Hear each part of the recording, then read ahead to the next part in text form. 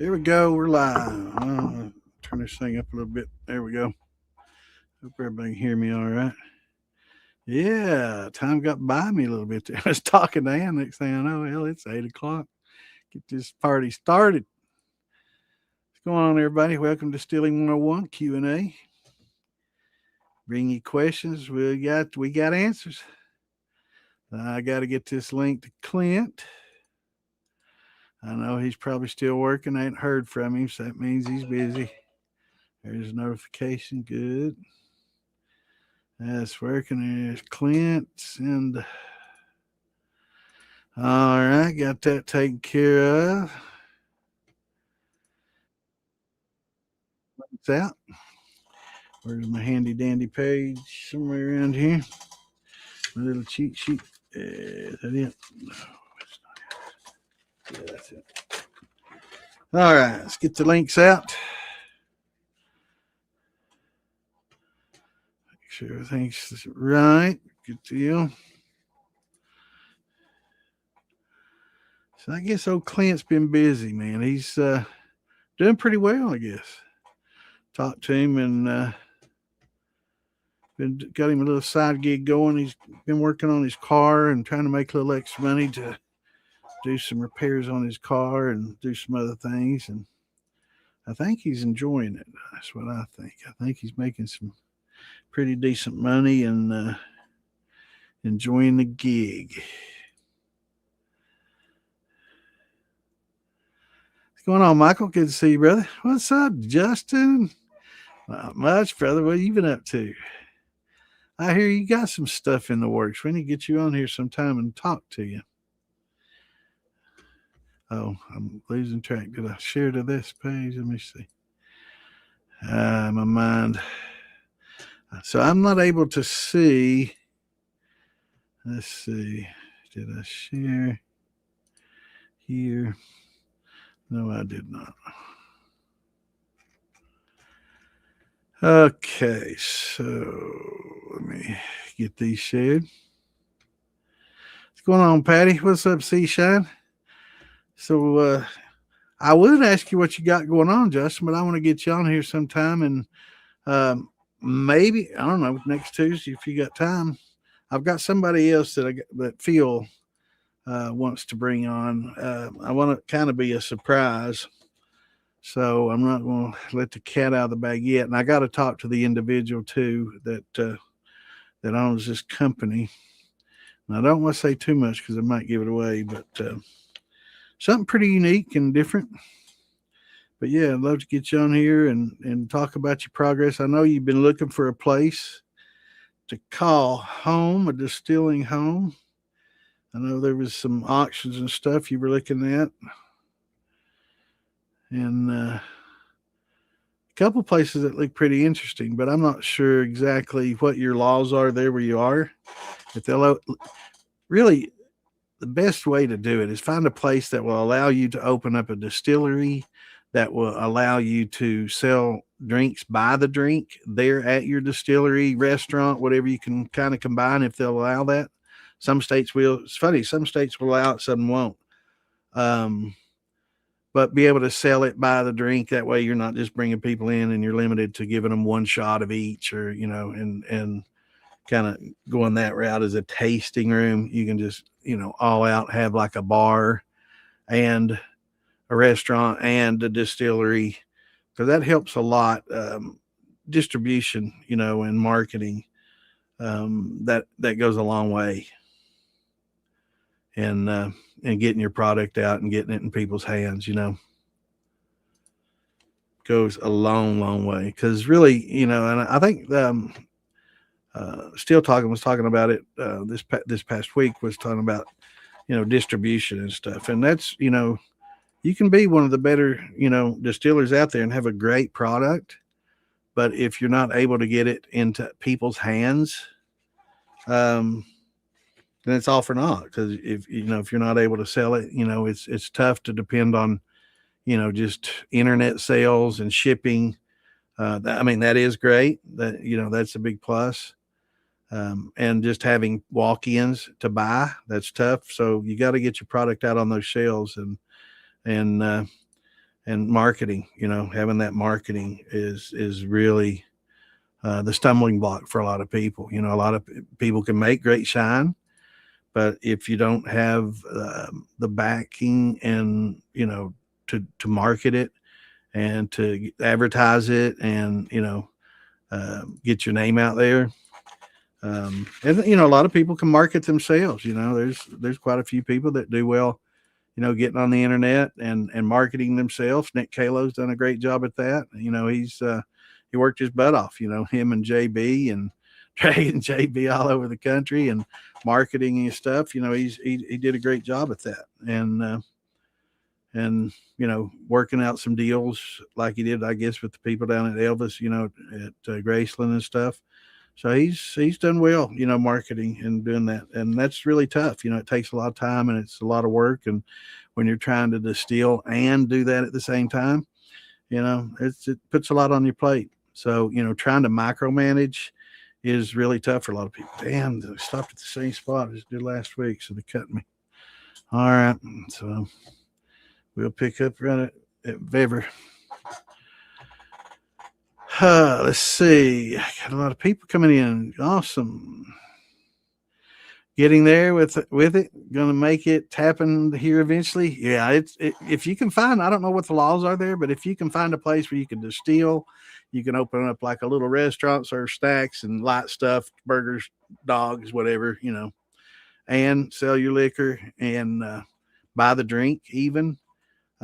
Definitely helps a lot and gets the word out of mouth and people coming in. And if you can do that, maybe make a beer and have some lots of different distillates and maybe even your own beer to offer up, and even some wines, that would be awesome. That would it's a lot of work though, but it's definitely, that would be awesome. That way you could see instant success. A lot of people want to open up and have a whiskey, they want to sell bourbon. Okay, well, you're going to wait 3 or 4 years unless you want to do an MGP, and sell somebody else's until you can get, your barrel matured and aged whiskey or bourbon. So that's going to take some time. What's going on, Joe? Good to see you, brother. Country Cool's in the house. Top of the evening to you, brother. I hope some of these newcomers have some questions for us. That's what we're here for. Maybe a bit busy getting ready to head to the jam next week. Yeah, me too, brother. We'll see you there for sure. A week after, if I'm not sure what my schedule will be, but I will know by then, and we can talk. Yeah, we'll definitely meet up at the jam. Good to hear from you, man. Hopefully y'all got some questions. What's up, Cave Daddy? We should warm up a little, man. It's been pretty warm here, but it was worse. A few weeks ago, it was in the hundreds here. It was way hot, mid upper 90s with an over 100 index. Crazy. What's going on, O'Shane? But did you? Carolina's got some. South Carolina did get some rain this past couple of days, didn't I? Know you're all in a drought down there, and I saw the storms blow through here, and I saw some cloud working its way over there. So hopefully, distribution is a killer. It's a killer for a lot of distilleries. A lot of these distilleries that you see auctioning off their stuff, they made a decent product. They just couldn't get it on the shelves and get it sold, and you can make, I'm not gonna say the best, but you can make some of the top best stuff out there. And if you can't market it, you're doomed for failure, And especially trying to go into it just doing bourbon only. A lot of people, I want to sell bourbon. I'm a bourbon. I love bourbon. I'm going to, and you can't just go in with what you do. You got to kind of appeal to everybody. So you've got to have some gin, some vodka, some clear liquors that you can sell instantly, right? Or just after just a short time of jar aging and a little bit of maturation, esterification there. But, trying to go into business and wait 2 to 4 years for a whiskey or bourbon, it's going to be tough. So, I mean, if you have a lot of money and a lot of backing and you can do that and not, have to worry about making payments to a bank or something, then that's awesome. But most people can't do that.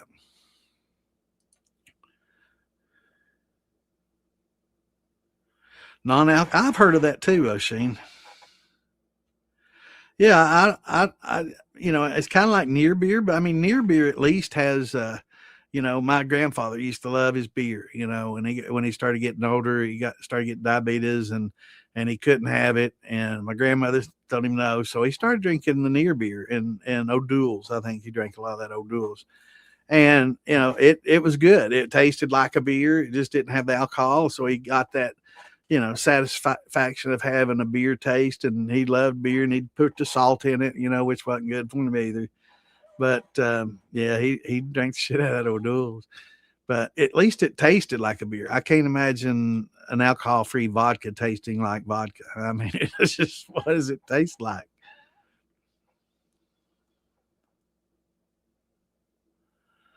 What's going on, Roddy? Good to see you, brother. Good to see Mr. Shiner. What causes the white bacteria on top of a mash during fermentation? Can be two things. It can be a lactobacillus, which is a lactic acid, which is a natural organic acid that develops if it spreads. So if you get it, it's something that you want to keep cleaned up, right? So it's something that's okay to get later in fermentation. I'll explain why in a little bit, but you definitely don't want it at the beginning because it will compete with the yeast for the sugars, and it'll also consume alcohol. So it will definitely cut way, way back on your production. We'll miss you, Stephen, brother. Hey, we hope you get to feeling better. Yeah, we all have our bouts with depression, brother. We're here for you, though. Anytime you want to message me, brother, just give me a call, message me, and yeah, we'll be back Saturday. Hope you get to feeling better, brother. We're here for you, though. Anytime you want to talk. But yeah, lactobacillus, it's a bacteria that will, if you use like a wood paddle, you need to clean that wood because it gets in the pores. Clean up fermenters, everything. So a lot of people like it because if you get it late in the fermentation, I've got some right now on my potato mash because it's been a little bit longer to run. I put it off because I had to get a new column. Glass broke, and then I realized I only had one tri clamp and two 4-inch ends on it, so I have to get another tri clamp. So I'm having to wait on stuff on that. So it's developed a lactose. Lactose can give it a creamy and unique flavor, and it can be okay, and especially if it's later in fermentation when all the alcohol's already, the yeast have done their thing and they've converted most of the sugars to alcohol. If you get it right at the end, it can be okay. What's going on, Beowulf? So that's okay, but you don't want it early, because it will compete with the yeast, and sometimes it'll beat the yeast out, and you get a stuck fermentation, and that lactose just goes to work eating up all the sugars and eventually alcohol once a lot of your sugars are gone. And another thing is called Kahm yeast, Kahm yeast. It's a wild yeast that can get on there, and it can cause the whiteness too. And let me pull up a couple of pictures for you. So you'll be able to kind of tell the difference.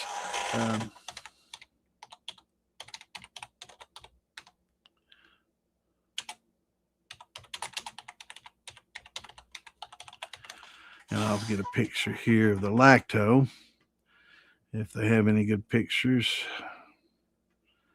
And I'm not seeing good pictures. Damn. They're showing microscopic views. Come on. I could probably, that's crazy.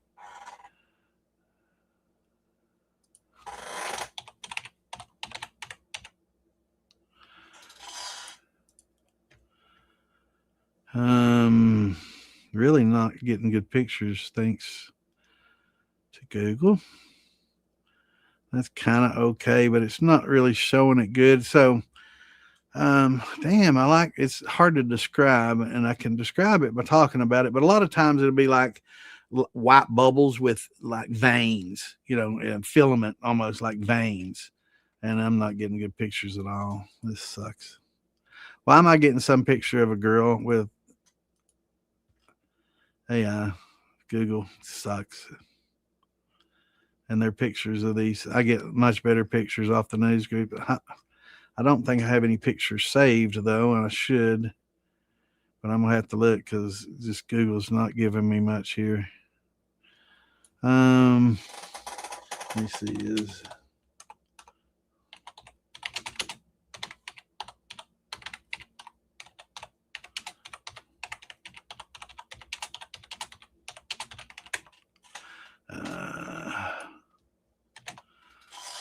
okay, yeah, that got me a little perfect picture right here. This is a good picture, kind of.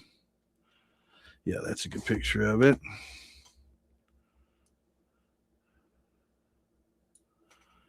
And this is a decent picture of it because it can look a little bit different. Shit, sometimes. Fuck. It can look a little bit different sometimes than others. Sometimes it looks a little nastier and you don't get the filament look. But there's a few pictures here that are pretty good. So we'll grab these 3 pictures and show you this first.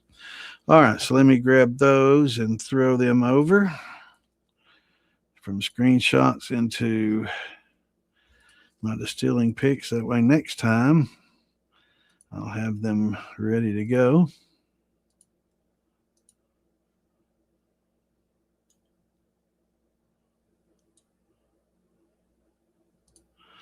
All right. Now let me add that to the stream pictures. And I like doing this because a picture's worth 1,000 words. I can sit here and describe it till I'm blue in the face, but it's hard to describe that. And you can see the veins I'm talking about and some of the bubblage to the right there where it bubbles up and you get the little lightning veins running through it everywhere. That's a pretty good, perfect rendition of a lacto bacillus infection. What's going on, Dwayne? Shit. Hit the wrong button there. How's it going, Dwayne? Good to see you, bro. So this is what a lacto looks like. Not much, Bear Wolf. We're just chilling, brother. What's going on, Gip?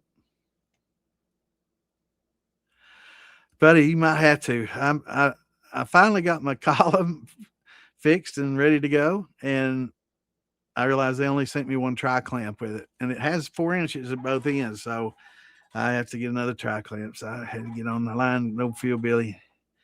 He got me some on the way tomorrow. Hopefully, he can get him in the mail tomorrow. But yeah, Phil take care of me. So anybody doesn't know, Phil Billy, if you need anything, he's the man to go to. Had some. Well, you get to the bad dad jokes. All right, so Rodney, does it kind of look like this? Is this like this? Or let me pull up another picture of it here. Let's see. I captured 3 at the same time. So lacto can look like this. It can look like this. So sometimes it's not really filament. You don't see the veins a lot. Sometimes it's more just like the bubbles here. So you'll sometimes see something like this. And then sometimes it'll be something more less pronounced like that. That's kind of the start of it. That's kind of how it starts. And then it progresses to that right from here. It'll start to here. Then it'll look like that. And then eventually it's just going to look like that if it goes longer. Now, let me get some pictures of calm yeast.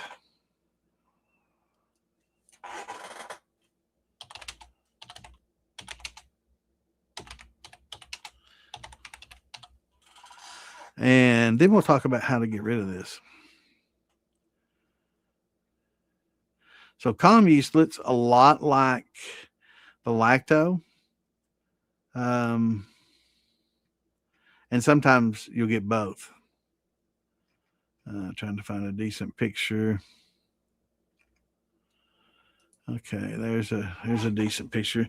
So it also happens in a lot of different fermentations, like fermenting pickles, like this. That's what this is, fermenting pickles. But it looks the same on top. Let's find some more pictures, though.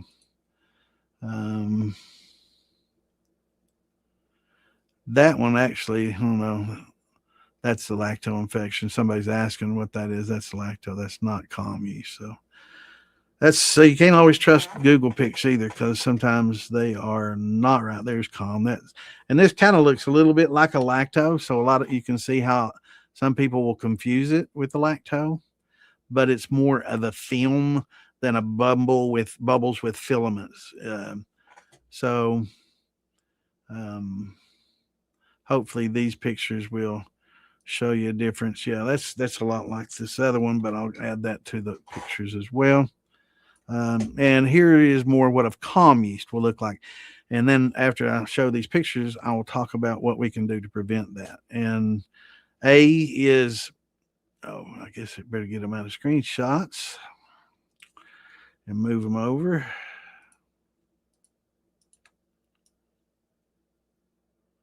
Shoot. Takes just a second. Okay, let's just go ahead and grab this one. So this is like on some pickles, but you can see a little bit like a lacto there. So I think it might have a little lacto right in the very center, and around it. But a lot of that is a calm, cakey looking film type yeast. There's some better pictures here. Let me swap those over first, and then I can go through them real quickly. But I like using pictures because this is hard to describe, and you can talk to your blue in the face, and until you do, it's just really hard to describe a picture or what it looks like.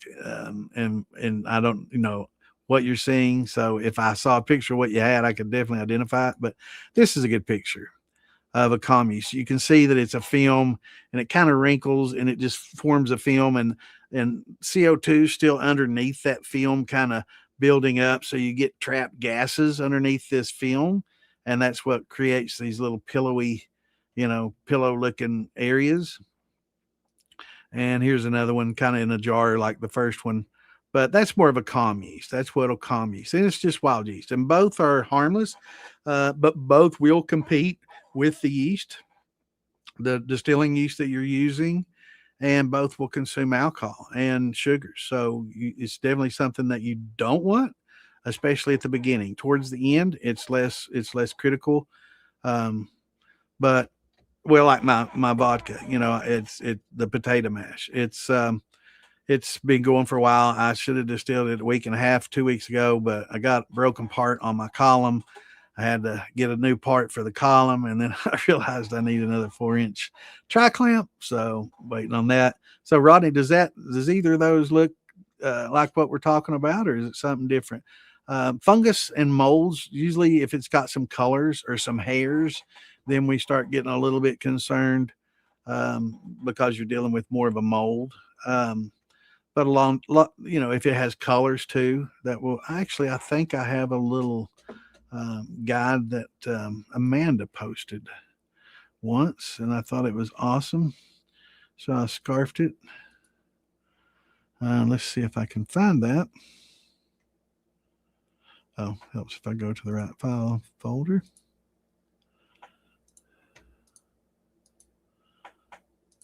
Let me see if I can find that. And it helps you determine, is it mold? Is it just a fungus? Here we go. Yeah, this is a great little. All right, here's a little question answer. Is it on top or underneath the liquid? On top, usually where most people sit. Okay. Is it on the neck of the cardboard or sides of the bucket? So yeah, if so, does it cover the entire? Yes. Okay, it's probably a pellicle, right? And that's what they call that infection. It's called a pellicle. But if the case is it red, green, black, or blue? If that's yes, then it's probably if there is anything red, green, black, or blue, it's probably going to be, if it's not one of your ingredients, it's mold. And it's not good. But if it's fuzzy, like I talked here, is it fuzzy? Does it have hairs growing off of it and stuff? If that's the case, it's mold. If it's foamy and chunky, it's snotty, it's probably a pellicle. The foamy, chunky, like what we were looking at, can be a pellicle of either the calm yeast or a lactobacillus, in which case it's going to be fine. In fact, if you want to, calm yeast, I wouldn't try to save, but some people want to save the lactobacillus, and you can skim that off. the surface with a strainer, just skim it up and put it in a jar and put it in the refrigerator. Poke a couple of holes maybe in the top so it doesn't build up a lot of pressure. And you can use that. And next time you do a fermentation where you want, like if you're doing a peach cobbler, and you want that cobbler flavor, the creaminess of like the crust to go along with the peaches. That way, it makes it more of a cobbler taste instead of just a peach brandy. You can get the cobbler effect. Adding oats and some of this can give you creaminess to pull through that cobbler effect, and that's kind of a little advanced, but that's how a lot of people will get that cobbler taste. Is you either using oats and lacto, but at the end you would add the lacto. You start with the oats and the other ingredients and kind of do a mountain brandy, and that's no trick. But yeah, and then add the lacto, using your hydrometer when it gets down to 1.010 or a little less. Then you can throw that lacto in there, let it work a little while, a week or two, and get creamy, skim it off, save it, and then clear it, distill it, right? But to get rid of it. And Spencer, I will get to your question right as soon as I'm done with this, and brother, I promise. So stick with us. But to get rid of these things, when you're adding your grains, if you can add most of your grains and you're not depending on the malt. If you have a malt, then you're going to have to take your chances. So you have to keep everything clean. Or you can use potassium metabisulfate, which is called Camden tablets. A lot of people don't like using all that stuff. They don't want to don't want to complicate it. So the best thing to do is start with boiling water, and either when you're using sugars, you can get this lacto infection from sugar. I've gotten it from sugars before. In fact, the potato mash that I got now, it came from the sugar I added, no doubt about it, because I cooked the hell out of the potatoes. Everything was clean. The only thing that I added below the 160, and I should have known better, was some sugar, because I wanted to bring up the gravity a little bit more. And as such, that's what brought that calm yeast on. So wild yeast can be on just about anything. So can your lacto. And keeping everything real clean, keeping, airlocks. And a lot of people don't like airlocks, or keeping at least a towel over it can keep it from just getting in from the air. And and fruit, if you start with like peaches or fruit or any kind of fruit, great place for lactobacillus and acetobacters even to be on. So it's always good to add that heat.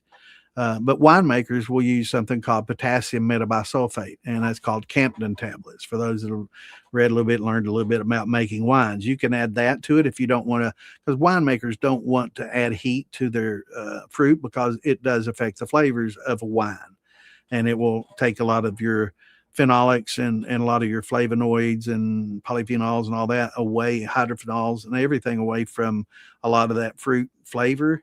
So they use these Camden tablets instead, and they gas off, and it's, after a few days, it will kill everything in there, though, if you dose it properly. Don't want to use too much, too little, but if you use it properly, it will kill off all the wild yeast, any bacteria, anything like that in there. But if you don't want to use that, using hot temperatures to start with, and will kill everything off, and keeping your equipment clean, and keeping a towel or something over your fermenter, and that'll help avoid that problem. All right, Spencer's got a question. Hey, boss, you got any tips on how to dry corn quickly? If I leave it on the tarp outside, all the damn squirrels you have to, it's tough. So you're malting your corn, is that what you're doing? And that's why it's wet, or you've got sweet corn it's best to let it dry on the stalk. So if you can, leave it out in the fields and let it dry, especially like a field corn. But if you're buying sweet corn by the cob, just go ahead and use it wet, and because you're going to get a lot of your sugars out of that juice. So I just grind it up. You can grind it up cob and all, or you can cut it off the cob and cook it up either way. But if it's like if it's a field corn, it's best to let it dry. But if you're trying to malt corn, put it between some sheets outside, lay a sheet down, get it wet, lay all your, have it like on a patio or something, of course, and then lay all your corn out, and then get another sheet and wet it and keep it wet. And then once it gets dry, if you have a screen, you can, make you a little, get you a little frame and staple your screen to it, and have it double layered so they can't get into it, or you can, just bring it in. I've heard people putting it in pillowcases and putting it in the dryer. That's probably, if you can do a low temp, maybe okay. I've seen people make little bird cages, like hamster cages with the screen, and have a fan and just have a little motor running that squirrel cage and just having that tossing and tumbling. And it also helps remove those little radicals, those little roots that grow on your malted corn. Those are really bitter. So if you can dry it out and remove those at the same time, you don't want to use a high temperature though to dry it. So you don't want to get anywhere above the 145 mark or so, because you'll start denaturing some of those enzymes in there. But malted corn is a tough way to go, and it gives great flavor. But it's such a pain in the ass. Most people don't do it anymore. We used to do it back in the day. It was one of the ways we could only get good conversions. We didn't have all the, amylases and stuff. So it was either malt your corn and get what you could out of it that way. We didn't have barley. We didn't have a lot of the malts and stuff to get. If we were lucky, we could get some malted wheat. That's in the mountains. I'm sure a lot of other places that grew up around the farms, they had a little better selection of what we had in middle Appalachia. But malted corn was about one of the only ways you could get to convert. And then you'd have to cook your corn at a low temperature for a long, long time. And still, we got low conversions and we still have to add sugar. Most people just said, fuck it, and just use, cornmeal and sugar, because that was so much easier. And people, it made an okay drink if you distill it properly. It was okay. It wasn't too hot if you knew how to tone it down. And if you threw some oats in there, that'd help a lot. But for the most part, people don't realize it, but most of the moonshine, I'd say a high percentage back in the 40s, 50s, 60s, 70s, even early 80s, was a lot of cornmeal and sugar, especially for people in Appalachia, the Appalachian shiners, for sure. We just didn't have access to a lot of other stuff. But yeah, you can air dry on definitely low heat. You want to keep it below 145 if you can. That way you can kind of, the alpha enzymes, they will denature at above 155, 60, right? But you've got some beta enzymes in there as well that you want to, kind of keep. And those are around 140, 45. So if you can keep it lower than that, that would be great.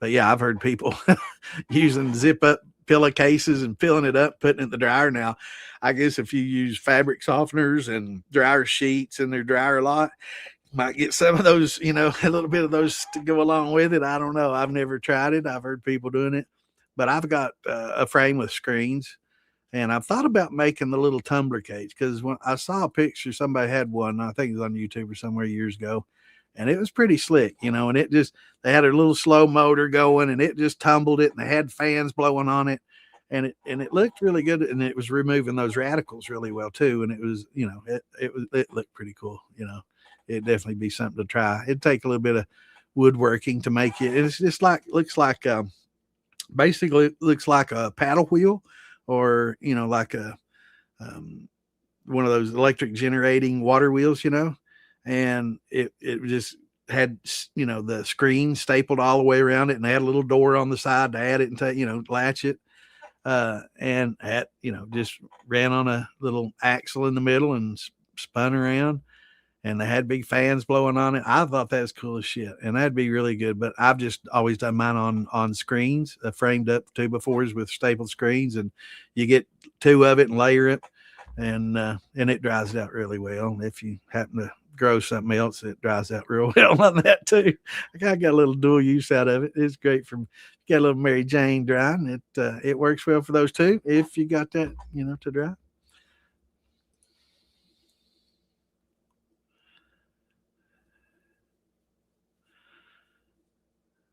What's going on? Are you the comedy and horror? That's good. I like Damon's got some good horror stuff. He likes the scary movies and all that good stuff. He has some pretty good podcasts on that. Looks like the ex-old lady's bathwater. There's that dad joke humor. Yeah, man. Okay, I have a 16-inch copper column on a keg still. I'm going to put a sight glass on it. Awesome. I see setups with it mounted on the bottom and some with it on the top and some in the middle. Is their preferred location for it? Good, excellent question. It's nice to have at the bottom so you can see if you're puking. But if you want to put some the copper mesh in there to help, clean up some of the sulfides in your, vapor, it's best to have it kind of in the middle or the top because you don't want puke getting caught into that screen and cause some obstruction. You get obstruction, then you get some pressure built up in the steel, and it's harder to control temperature. And controlling the temperature is a lot. You don't want it to run away from you because it's a little bit tougher to make your cuts if you get too hot too fast, right? Because you just blow everything off pretty much like a stripping run when you're trying to do a finishing run. It reacts more like that. But yeah, at the top would be good, especially if you're going to put the copper mesh in it. If not, having one at the bottom is good, so you can see how much puking up if you're getting a lot of puking up. In the middle would be well too, because you're probably, I don't know if y'all have done much cooking or not, but it's hard to boil water without it foaming up a lot, right? So you can imagine what a beer is going to do, and that's basically what your mash is. Your grain mash is a beer. It's almost, it's like a beer. It's even, got the carbonation of a beer if you ever tasted it. So a lot of people degas to avoid, this foaming up. A lot of people throw some butter on top of it to keep the foaming up. They even got commercial products that'll help it. I don't do the commercial stuff. You can use the butter. That works well, depending on what you're doing. But if you have it in the middle, you're definitely not going to puke up that far. If you are, you definitely know to cut back, and you can put the mesh in the middle if you have another section to go above that. So it's just a preference. It'd be great if you had a couple, one to put at the bottom to watch puking, one at the top to put your mesh in. But you also, since you have, what is it? Is it a 2-inch diameter? If it's 2 inches in diameter, you can put that copper mesh inside there. Do not ever put copper mesh in small 1/2 inch, 3/4 inch, or even 1 inch pipe, because you're going to create some pressure and some potential hazards. So when we talk about mesh, we're talking about putting inside that 2-inch or inside of a big sight glass. It's 2 inches around, 1.5 inches. That will allow a lot of vapor around it, and it's not going to restrict a lot of vapor flow. A lot of steels, you got 10, 15 gallon steels with 1/2 inch copper coming off. You're getting a lot of pressure as it is. Absolutely never put anything in those lines to try to remove. No, I've seen people do it and say, "Oh, well, you said to put it." I'm telling you, that's why every time I say it, I have to disclaim: do not put that in a small diameter, copper, because it will create a lot of back pressure, and anytime you increase the pressure, you're increasing the temperature inside that pot. And if you can't gradually go from 196, 198 to where you start working off and you go directly to the 210, 215 boiling over, then a lot of it's going to be really difficult to make your cuts, because everything's just going to come straight off at the same time, kind of like stripping. And it's much more difficult to make your cuts. It depends. Sometimes it doesn't have much of an odor. Sometimes we do get certain acids. I mentioned the lactic acid being one of the organic acids. There's a lot of different organic acids that are created during fermentation. One of them is called butyric acid, and it's the same acid that's in your stomach that helps you break down, food and stuff. And it's what gives the vomit smell, right? It's what puts the smell in the vomit. So if you've got one that smells like vomit, you've got butyric acid. And that's generally caused by stressed yeast. And sometimes you can just let it run its course and it'll go away, and you can get some unique pineapple and unique flavors. Sometimes it won't go away and you just get shitty flavors, and it's going to be tough to neutralize. And you might be able to get it through a column and get a lot of that taste out and proof it down, run it again or something, and get a lot of it out. Sometimes you just can't. So there's failures, and we always stress keeping the yeast happy.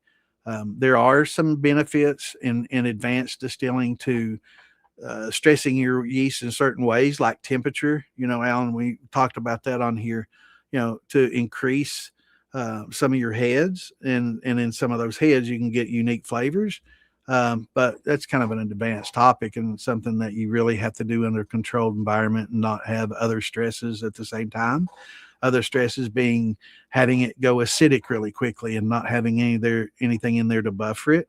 So if you get like hot, acidic, low nutrient environment, it's going to make for some pretty shitty shine, and it's not going to make it good. It's not going to be good for you. So keeping those yeast happy, especially when you get first started out, keeping a good temperature that your yeast, keep it in the range your yeast prefers, have a little bit of nutrient that your yeast is going to need, and use the oyster shells to help keep things buffered. So, especially in your high sugar washes, or if you're adding a lot of sugar, you really need that because pH tends to crash in some of those vigorous fermentations like that.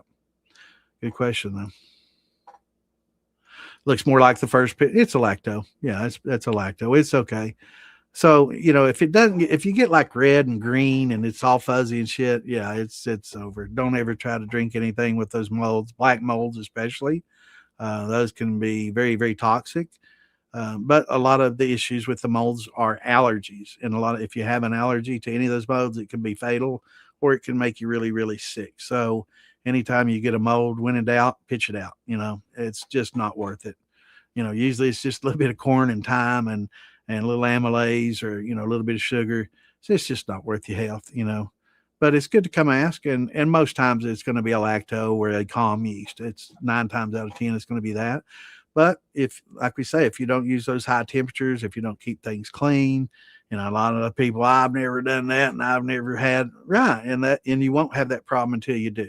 And there's always going to be that first time. And when you have it, it's going to be on one of those expensive heirloom corns and barley, and, you got chocolate malts and all this expensive stuff in there, or a blue agave, and all the blue expensive yeast and stuff, or, you got some Quebec yeast or some really expensive, stuff in there, and all of a sudden it's going to happen to you on one of those, and it's really going to hurt because, you can get a lot of money invested in some of these, fermentations, especially with your specialty grains, heirloom corns, and specialty malts and stuff. It's just not like using cracked corn and a little cheap sugar, right?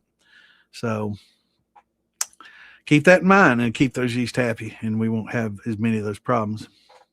So well, if it happened towards the end of the run, it's going to be okay. Just skim it off, let your grain, everything go ahead and settle on down and clear up a bit, and just siphon it, over, and try to keep that yeast bed undisturbed. But after you get done, I wouldn't keep any of the yeast bed or any of that because it's already been infected with the lacto. You can keep it and use it. Like I say, you can add it to another fermentation if you like that flavor. And you want to keep that flavor, you can jar it up, put it in a quart jar, and keep it in the refrigerator, and add that late in another fermentation to give you that creaminess that it can add. So it's a good tool. But after you do that, just remember you got to clean the shit out of everything, and that means really hot boiling water. Getting it hot, then using star sand or something like that to disinfect it. And I mean, if you use anything wood, you need to throw it in boiling water and kill everything off. And that's why a lot of places, especially wineries and places like that, they hate lacto because they have to break down. They got these huge vats, that they ferment in, and they got to clean everything and sterilize everything. So, I mean, they're literally inside these things with mopping this shit, using, a lot of star sand and, spraying it with really hot water and just, it's a pain in the ass. If you got a big 5,000 gallon, tank, it sucks. So they go to every means they can. That's why they use that potassium metabisulfate religiously, to keep all that stuff killed off, because they just can't deal with those down times and clean times like that. It's a financial burden. Cecil just started, only 7 runs in. Well, that's pretty good. When running brandy on my pot with Thumper, I've seen to run with a pencil lead stream. So how many gallons we got? And I've seen to run with a drip, having trouble getting any flavor, and have run both ways along with extremely slow. Slow doesn't help a lot. We tell everybody low and slow to keep people from scorching. And a lot of times people don't let it clear good. They get a lot of solids over into the still. And if you run it hard and fast, a lot of times you're going to scorch those. They settle down. It doesn't get stirred up and they end up getting scorched. Once you scorch something really badly, it's no bueno. You're not going to get that out. Pitch it, use it, grass cleaner or glass cleaner or grass killer or starting your charcoal or cleaning metal before you weld it, cleaning countertops, disinfectant, hand sanitizer, whatever you want to use it for. But yeah, I will say, Cecil, a lot of people have the misconception that running a peach brandy, when you get done, you take a big drink of it and it's just going to smack you with peach. It's not going to happen, especially when you first start out.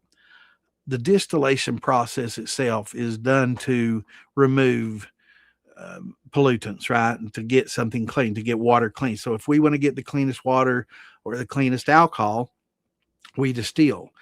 When we distill water, you could take peach water. I mean, you could have peach juice and distill it. And when you get done, it's water and a lot of concentrated peach flavor still in the boiler. But what comes off the drip is pretty much going to be a very light, peachy water. That's what distillation does. It removes impurities. Same thing when we distill alcohol. It removes these impurities. And unfortunately, what we consider something good is still part of the process of getting removed. So we have to try to get around the distillation process and keep some of those, pollutants or bad things in, right? So using an infuser, jar rigs or multiple little copper vessels works well. A thumper will help for sure, but we'll talk about that in a minute. But several jar rigs really help a lot because that first one adds some flavor, that second one will add even more flavor, and that third one will add even more. If you just have the one, it's going to be like just with the thumper. It's just not going to get that triple infusion to really add that flavor back. And it's really tough to get that flavor. Like I tell everybody, if you can make a brandy and you can take a drink of it and you can tell what fruit made that brandy, then you've made a successful brandy because you've carried that fruit flavor forward. It's not just going to be the smack you down flavor. I know a lot of people will add peach schnapps to their final product to get that peach flavor and kind of cheat a little bit. Or people will add a little peach, syrup or something, when they're done to kind of, give it that flavor. If you don't mind having something infused at when you're done, that works great too. I mean, if your goal is to have something with alcohol and a lot of flavor, then why not post flavor? I mean, it's not about, and it can still be 100 proof. So if you start at 130 proof and you add some peach concentrate, you can still be at 100 proof with some really strong peach, and have 100 proof liquor. And it makes a good tasting brandy. A lot of commercial brandies have post flavorings. I've tasted several of them. I mean, I know some of them used this right here in their post product. Olive Nation peach concentrate. I used it in mine and I tried to do it. I didn't post flavor with it. I did the pre flavor and it even didn't carry through well at all. But in post, it will carry through. It gives it a kind of a weird sweetness. I don't like that. Olive Nation has some better, other stuff is better. I tried that for the first time and I really didn't like it. The Turani peach and the what's the other one?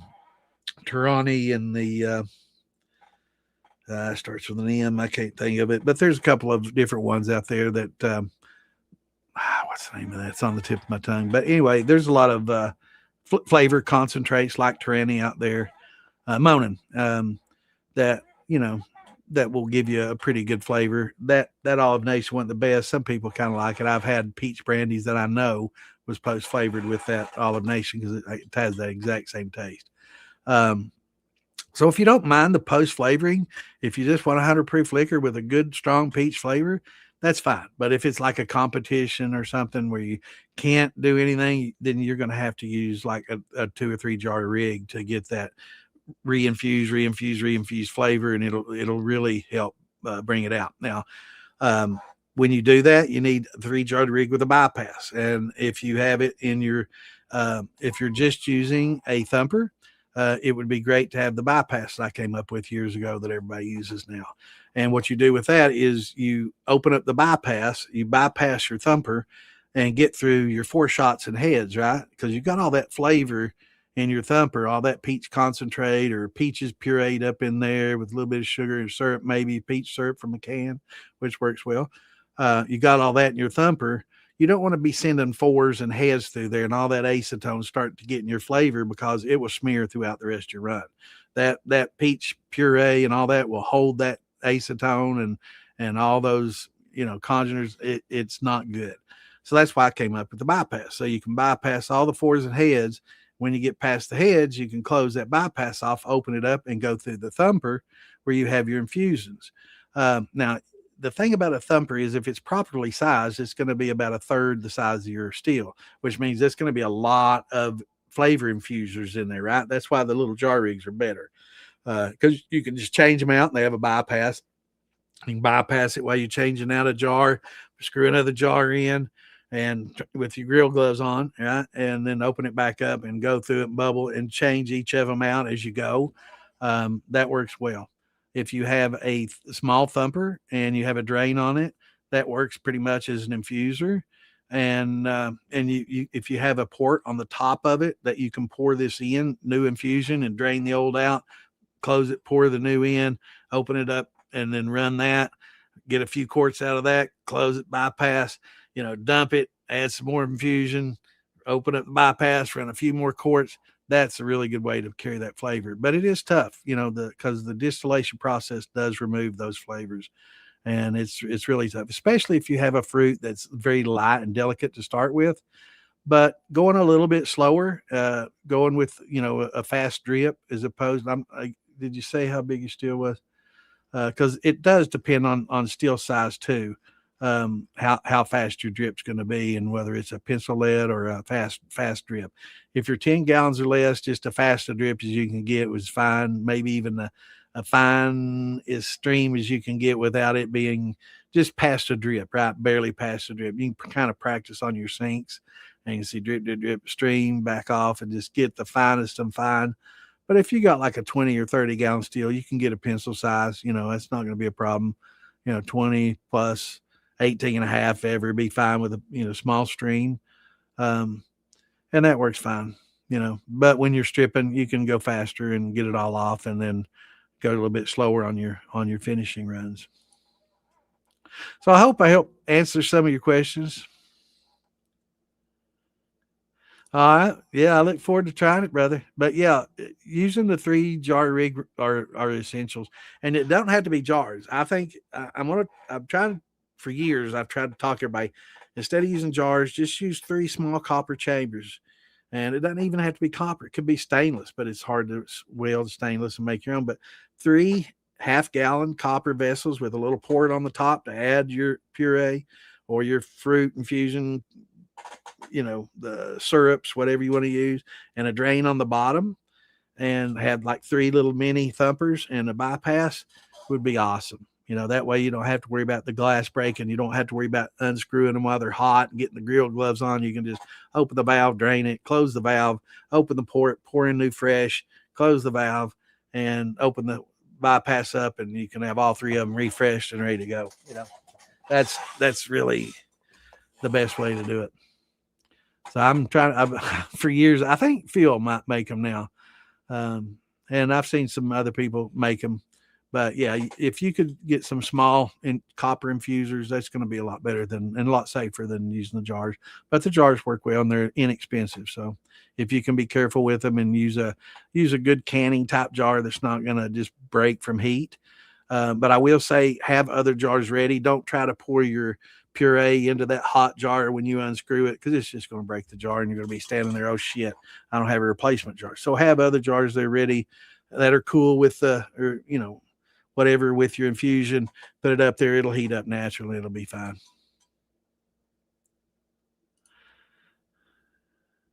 I'll be there, brother.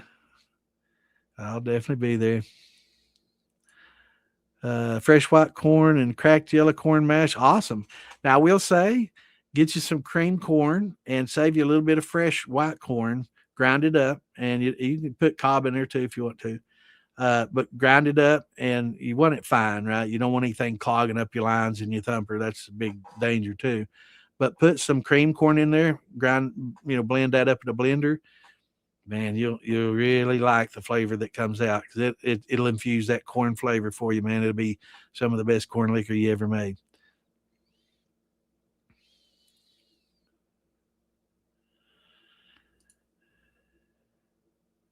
Yeah, that's perfect. That's basically like an airlock. If you just as long as it can burp out, any of the buildups and it'll vacate the oxygen for you. But keeping oxygen, deprived environment helps prevent a lot of the bacterias and molds and stuff from growing because a lot of it requires oxygen and it won't grow in an acidic CO2 environment. It won't grow. So if you have a pH of 4.5 to 5.3 range, it's going to be slightly acidic enough to discourage a lot of bacterial starts. And if it has a lot of CO2, it's going to discourage a lot of bacterial growth as well because it needs oxygen. And first and foremost, it needs that oxygen and it doesn't like that acidic environment. So if it gets above 7 pH wise and gets a lot of oxygen, then you're encouraging bacteria actually.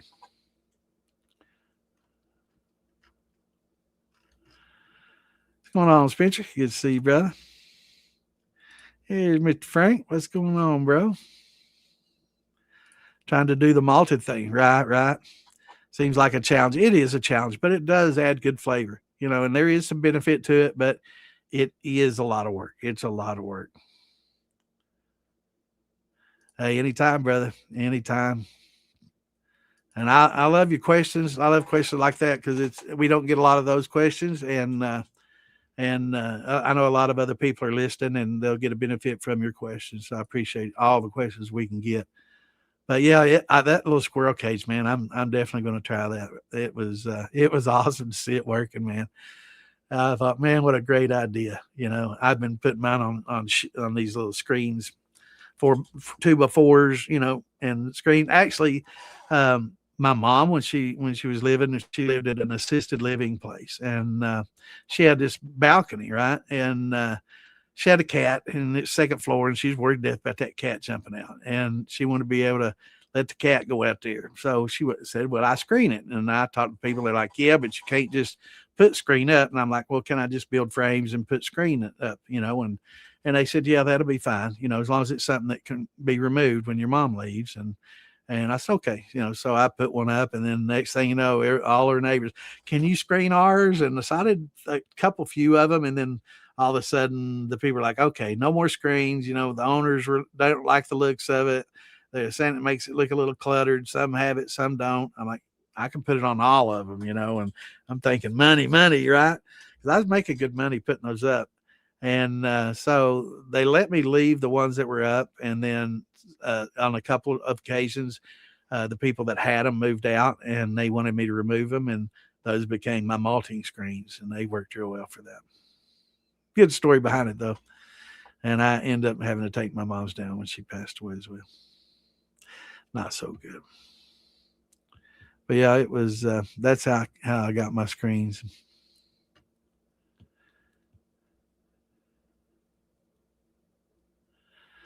Smells so good you don't want to drink it. I've never smelled something that good.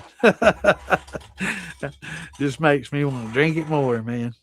Proofed it down 120 to smoother than the 110. Yeah. Awesome, bro.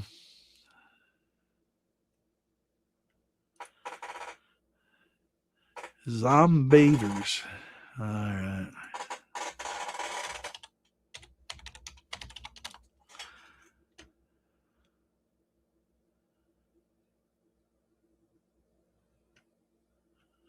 It's like zombie beavers.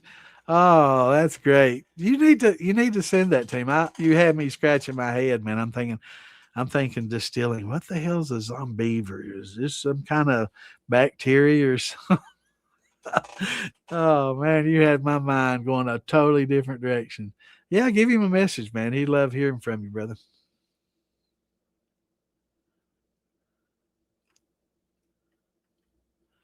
All right, Drew, you got me scrolling back. 2 inch, awesome, perfect. Yeah, if it's 2 inch, you can put the mesh inside your 2 inch. Just don't pack it real tight. Don't roll it like a joint or something real tight.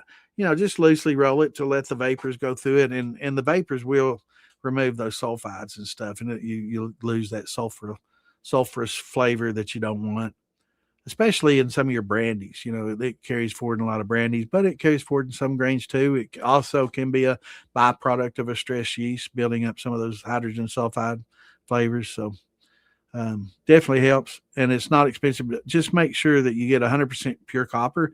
Don't get none of this plated steel shit because it can ruin a distillation. Trust me, learn the hard way. That shit is nasty. It gets black. It gets particles come off. It's just no bueno at all. But they should advertise 100% pure. And look, in like on Amazon, I know some that advertise 100% pure copper ain't. And if you look in some of the comments that people make, they'll say, this is not, a magnet shouldn't stick to copper, or it ruined my distillation, or this is not pure copper. And they should take them off there, and you should complain. If you do get some that magnet sticks to, call Amazon and let them know this is fraudulent. This company's being fraudulent. But it's not real expensive, and you can reuse them. They'll get black. Sometimes they'll turn a little green, get that oxide on them. Put it in some citric acid, some vinegar, whatever. Let it sit for a little bit. Take it out, rinse it, and it'll clean that green up. It will. And after a while, it might just get really, really green and oxidized heavy, and it just can't get it out anymore. Pitch it, recycle it, whatever, and use some new. But it's it's a little bit cheaper than going with a big, huge $2,000 or $3,000 copper rig. And you do get a little bit of the benefit of what some of that copper can bring, and that's removing sulfides. That's one of its benefits, one of its major benefits. One of the big drawbacks too is the oxides and cleaning and keeping them clean. But they heat really well. They heat very evenly. Definitely the best to run with if you can afford it and you don't mind the maintenance, for sure.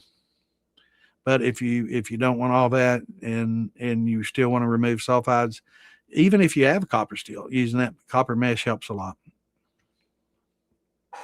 There it is. I might go a little slow. It's Tuesday. It's Tuesday. I am feeling better. My doctor told me to slow down a little bit. Yeah, not in the best health, but 15-gallon. That's better than that West has been. That West is hot stuff.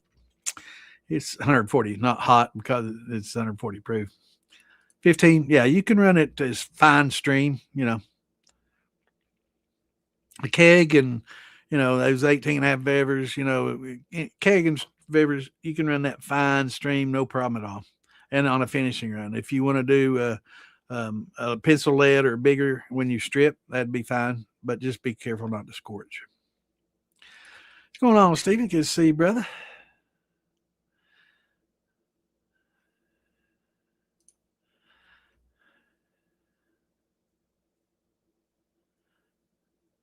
Yeah, it does.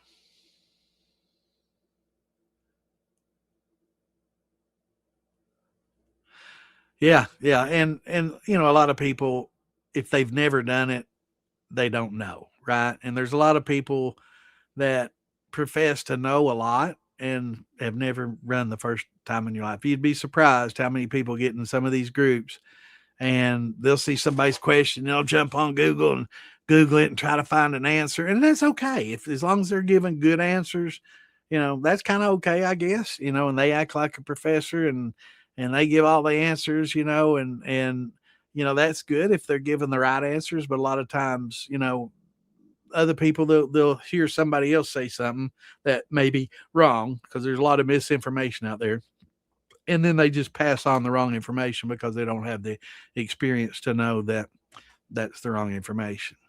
But yeah, the distillation process removes a lot of impurities. You could take salt water and distill it and get most of the salt out. You can double distill it and make it drinkable, and you're taking out a lot of minerals and salts, because that's what distillation does.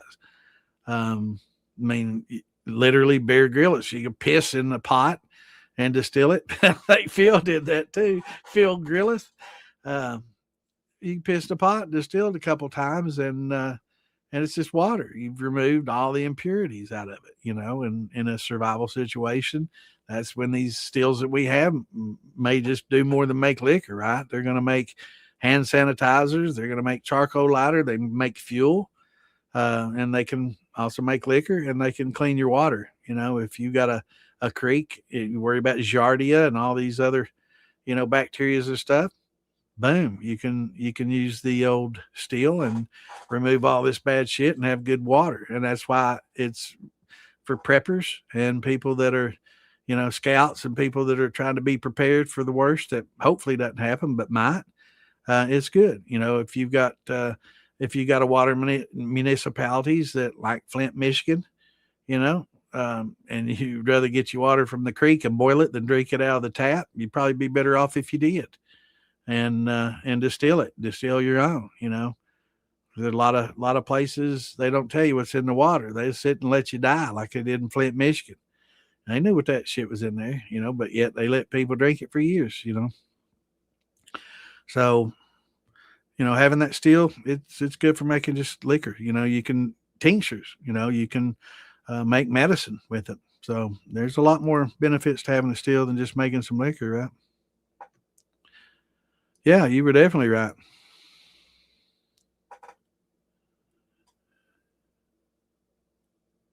Dump every other jar. Yeah, that's good. Yeah.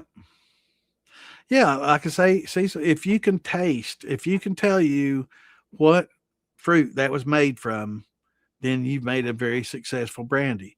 And it's tough to defeat that distillation process, and you defeated it. That's what we try to do, using concentrates but for me, just make a good liquor and get it to 130 proof, and then just pour in some peach syrup and make a good 100 proof peachy taste. And I don't care anymore. I used to that was a big taboo. And also, when I was growing up, we made shine, and we didn't always make it. Sometimes we'd go to over Town Mountain and buy it. And the dude at Town Mountain would put a half a peach in his peach shine, and he'd put grapes in his grape shine. Of course, everybody knows that he was taking up a lot of space, so he wasn't selling a quart or a pint. It was a little bit less because that fruit takes up a lot of space, but that fruit also absorbed a lot of alcohol, and it was good to eat.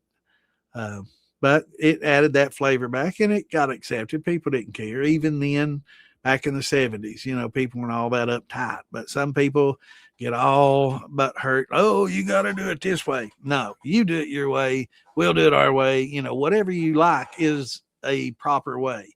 There's no the way. It's an opinion. There's no facts about it. So if you prefer it post flavored a little bit, it's sweeter, and you got a little peach coming forward, but hey, I'm just going to add a little peach syrup to it, or add some peach concentrates or some peach schnapps even.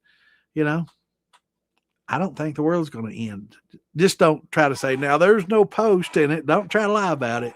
But just say, yeah, I got it down 130, put a little bit of schnapps in there and a little bit of peach syrup, and I think it ended up making it pretty good. It's kind of like a mixed drink, but it's still 100 proof, right? So it's like a straight good solid brandy with some good flavor. Who cares if it came off the drip? It's better if you can do that, but it's tough. I know there's a Lintner's wine company out there that puts out these concentrates. And, I know of some people that infuse with those and the jar rigs and stuff, and those carry forward well, and probably a little less expensive. You get like a gallon for 40, 60 bucks. I know the Monans are like $8 for a little teeny thing. So probably going to be cheaper and probably be a little better to buy one of those if you wanted to, go through that expense. If not, it's a lot cheaper to just buy a cheap can of peaches and pour a little bit of that syrup in it post flavored and just say, yeah, this is my peach brandy. I add a little bit of peach syrup and some peach puree to it, and strained it and steeped it, and it's got pretty good flavor to it, and yeah, it's good. So people are more accepting now of a post flavored thing than they used to be. So it's not as taboo as it used to be. But there's still a lot of purists out there that hate me now because I said that, and that's okay too. Because at the end of the day, it's if you want to do that, that's fine. You have all stand behind you 100%. Yeah, you do you, and put that out there. And if you can get that good flavor, that makes you a better distiller. But if you can't get that flavor through, and you don't have the triple rigs, and you don't have these, you know, uh, setups designed to do that, and you want that in your drink, then add it to your drink, and don't care what those other people say, because at the end of the day, you made yourself happy, and that's what's most important. So who cares what the naysayers say? The haters gonna hate. They're gonna say shit regardless what you do. So just you be you, and don't worry about what other people say. I quit worrying about what other people say, because it's beyond my control, and they're gonna hate anyway. People just haters gonna hate. No, it'll heat up. It'll heat up. Yeah, that steam going through there, it'll heat that up in no time.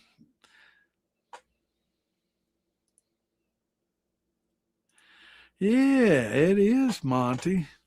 Uh, Monty's letting the secret out of the bag. Actually, since you mentioned it, Monty, yeah, I got some of the soluble oak. In fact, it's sitting right here in front of me. We're gonna get the guy on that made that. I'm gonna put it in some liquor. I got it yesterday. I'm gonna call him up and try to get him on either this Saturday or the Saturday after the jam. Try to get him on here to.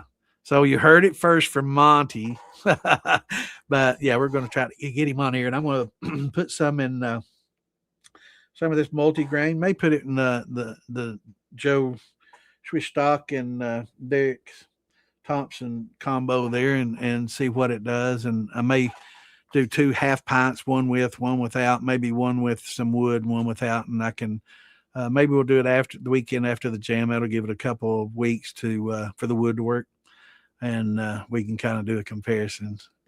But yeah, the soluble oak, from what I've been hearing, new product out. Hate that we didn't get a sneaking in here, but not going to hold it back. But we're going to try it out. Some people, say it's great, and some people say, it's very similar to the wood, and we're going to find out. And supposedly it works really quickly, and gives it a bourbony flavor in just a few days. So if that's the case, it's going to be awesome. And but this is a new product. It's been out about a year now, maybe two. But it's just kind of trickling. I think the beer industry and some of the other people had it, so it's not really. It's just now trickling down to us and the outlaws. But I think for a lot of moonshiners, it'd probably be one of the best markets for it, because if it works well, a lot of people be putting this in their multi grains and their corn liquor. So Monty let the cat out of the bag, but that's all right, man. But yeah, it's going to be interesting. So that's something for y'all to think about and read about. And it's a new product on the market. It's probably going to replace the spirals and the wood staves. Definitely not going to replace a barrel. They're not trying to replace a barrel. I don't think. Maybe it is that good. I don't know. I haven't tried it. Haven't smelled it. Haven't done anything with it yet. Just got it yesterday, so we'll see. But yeah, I want to talk to Cal, the guy that owns the company, tomorrow, and maybe we can get him on either this Saturday or Saturday after Maggie. And Saturday after Maggie would work real well, so I could give this time to, both jars time to age a little bit with the wood, and then one with just this stuff in it. So it'll be interesting. Yep, it's Maggie Valley time of year. Oh yeah, let me get those other links out. Bear with me. Appreciate that, man. Won't take me a second, guys.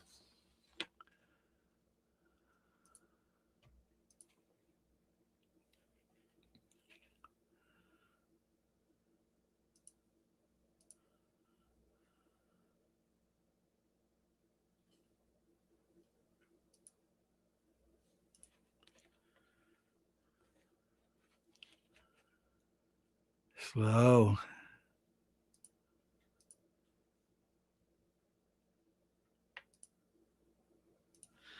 I think I'm going to have to get Ann on here so she can share some of these. That'll be pretty helpful. She can do it from her PC over there.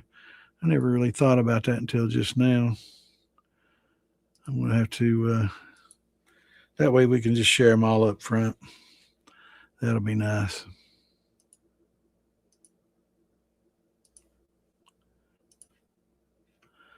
Yeah, a few more, we'll be done.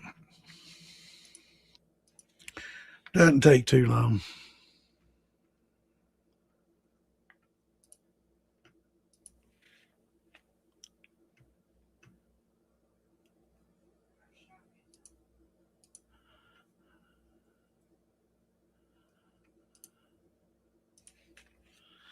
I don't like sharing them the new way either, because used to I could literally go on their page and share it, and I could see if they were doing like I know Mark Morgan sometimes does a lot of his own streams and has podcasts going, and I don't want to be rude and add a podcast to their page while they have one going, and I don't get the opportunity to see that, and it takes so long to try to go to each of these pages and do that. So hopefully they don't think I'm rude by doing it. So that's why. If you do, I'm sorry. I just can't. It'd take half hour for me to do it that way, adding the links this way.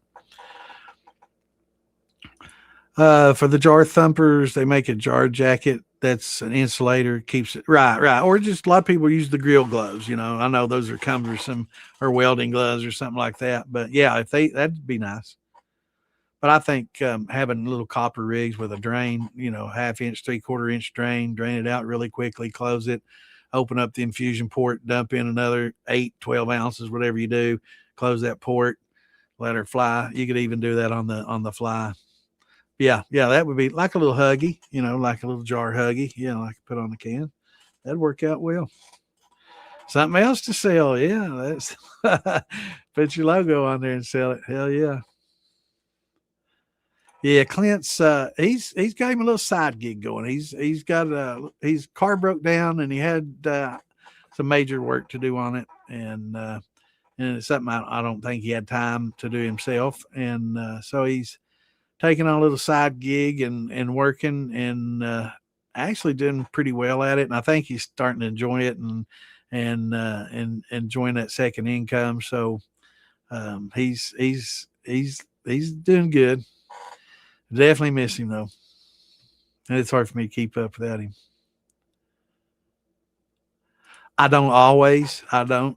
Sometimes I'll do a one and done, like a lot of corn liquor. I'll do like a one and done if I'm just going to, infuse that through my thumper with a little bit of or infuser with the corn, cream corn and fresh corn. I'll do that as a one run. Some of my brandies and stuff and grappas, I'll do 2 or 3 runs. I've done a triple run, does well, clarifies things and makes flavors lighter. I will say, brandies run once, and I do sometimes like cognac, so I'll do it 2 ways. Either I'll add the liquor back to the back set and just rerun it again, and that's kind of like a cognac, right? And it builds a lot of flavors, but it's very strong flavors. You don't get a lot of front notes, middle notes, and back notes. It just gives you a strong punch, one flavor.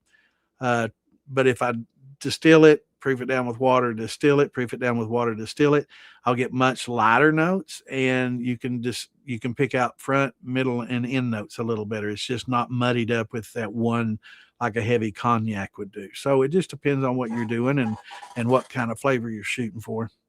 You can do it either way. But yeah, I've done a lot of triple runs. It definitely makes it lighter. Not necessarily, it makes it sweeter, lighter. You get more florals, believe it or not, more lighter notes than you would with just running it heavy one and done, lower proof, like a 120, 130 coming right off, and that'll give you a lot of heavier flavors, especially if you run it several times that way on the back set. It could be like a cognac. It'll be a very strong flavor, but you don't always want that. So you can, there's no one way to do it. There's lots of different methods to try and experiment, and you'll eventually, whatever you like best. Some people like that thick, heavy flavor in the one note. They don't want delicate notes. They want that flavor to smack them, and they like that heavy flavor. And they like that heavy flavor put in a barrel and charred and get that barrel flavor and that heavy, and it's just good. And some people prefer a little lighter, instead of a charred barrel, they want it toasted and a lighter flavor. and more delicate notes, and it just depends on what you're shooting for. So there's no right or wrong. It's just different techniques for different preferences, right? And that's something hard for a lot of people, because a lot of people get set in their ways, and this is the way you're supposed to do it. No, it's not. There's many ways there's many a slip, twist, cup, and a drip, and there's many ways to get to that drip, right? So there not one way is the highway, or the highway. It's just there's lots of different ways to arrive at the drip, and there's no right or wrong way. It's just a different way, and each way sometimes has pros and cons, and sometimes people prefer things done another way than the other because they like the taste of it better that way, or it's simpler that way and it's just as good. So there might be a lot of motivations to do it certain ways than the others, but there's no right or wrong. There are certain ways that 90 out of 100 people, or 99 out of 100 people, are going to say, yeah, you should have probably done it this way instead of that way. But there's always that one person that likes it that way. And if that's the way they like it, they aren't wrong. They might be outweighed by opinions, but if that's the way they like it, more power to them. But there is sometimes good, better, and best ways. And some people may prefer the good. Some people, more people going to prefer the better, and even more people going to prefer the best way. But there are still three different ways, and to arrive at it. And some people, it's just a lot of extra work, and it's just not, to them, it's not worth it. They can't tell the difference in taste. It's like, I taste it, both of them taste good, but I had to work twice as hard for that one. Is it that much better? No. So I'm going to do it this way. It's a lot easier for me. So, and they're not wrong, And that's one of the problems with a lot of people in the group. It's my way or the highway. This is the way to do it. And you'll never hear me say, the way. I may say this might be a better way of doing it, or the best way of doing it for me. You might, most people prefer this, but if you don't, and that's fine. I'm not going to argue with you. If you're satisfied with it and you like it and all your buddies like it, then who am I to tell you that you're wrong? Yeah, I can't judge your taste buds. That's an opinion. Any clue on what moonshine should I use for a laxative effect? I will say, we talked about this last week. A lot of people don't like the use of glycerins. It smooths your alcohol out tremendously, glycerols and glycerins. But I also told the guy last week that if you do add a lot, if you add too much, it will give you the trots. So if you want to make some moonshine and you want to get the laxative effect, absolutely, make something that tastes good, add a little peach flavor to it, and then add a bunch of glycerin to it, and it'll help you. And I mean, people may laugh, but that's medicine, And if you prefer to have a little bit of a buzz at the same time you're drinking something that's gonna, loosen your bowels, as opposed to just drinking some medicine, I'd probably prefer it to be a liquor too, right? So why not?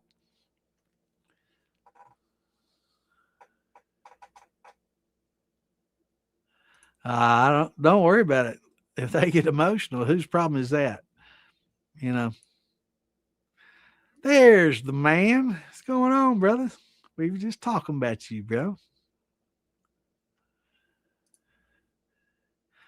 Yeah, I know. It was, man. It's people just get fighting mad now. They get fighting mad about that now. You ain't making it right. You've been shunned. You're not part of moonshine community. Whatever. Let's pass it around and see who likes it the best, and they'll always like that one that tastes better. And it's different times these days. People just don't give a shit anymore about that off the drip stuff. I just want it to taste good. That's what the comments I get today are. And I have to agree, if you want it to taste good, you want it to be strong, really the only way and the easiest way to get that strong flavor would be just to post flavor it, and save yourself the trouble. And if that's what people prefer, and most of the people prefer, I've been to many contests, and that's what people prefer these days. They just soon have a post flavor. Now, I like to try to get the best, but what I like isn't necessarily what everybody else is like. I'm sometimes that 1 in 100 that likes it done this way. And, I know what it takes to get that and how hard it is to get that. So I can appreciate that. But somebody that doesn't make it, they don't give a fuck. They just want it to taste good. And if it barely tastes like peach, that's not that great. If it tastes like peach syrup and it's got 100 proof bite to it, I like it. And that's what they pick every time. So, it's sometimes if you're making it for bragging rights, make the brandy. But if you're making it to sell or making it to keep people happy, post doesn't matter much anymore. That's right. They don't care. Yeah, we missed you, brother.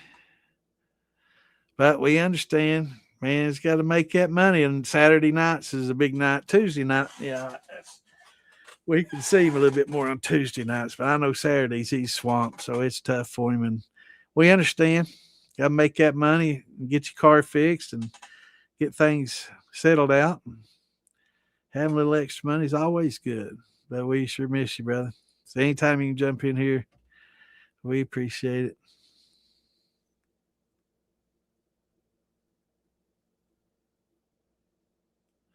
Yeah, they have gone up. I'm glad I bought a bunch, man. I got stacks of jars. And I'll tell you, if you know anybody that works at a restaurant that serves a lot of wine or a liquor store or bars that go through a lot of liquor bottles, those are great to store liquor in. Might be another law you're breaking, I guess, if you put it in a liquor bottle with a label on it. But, if you put it in a Tito's and it's clear, looks like Tito's, right? That's an extra charge, maybe, but it's going to be hard for them to say, right?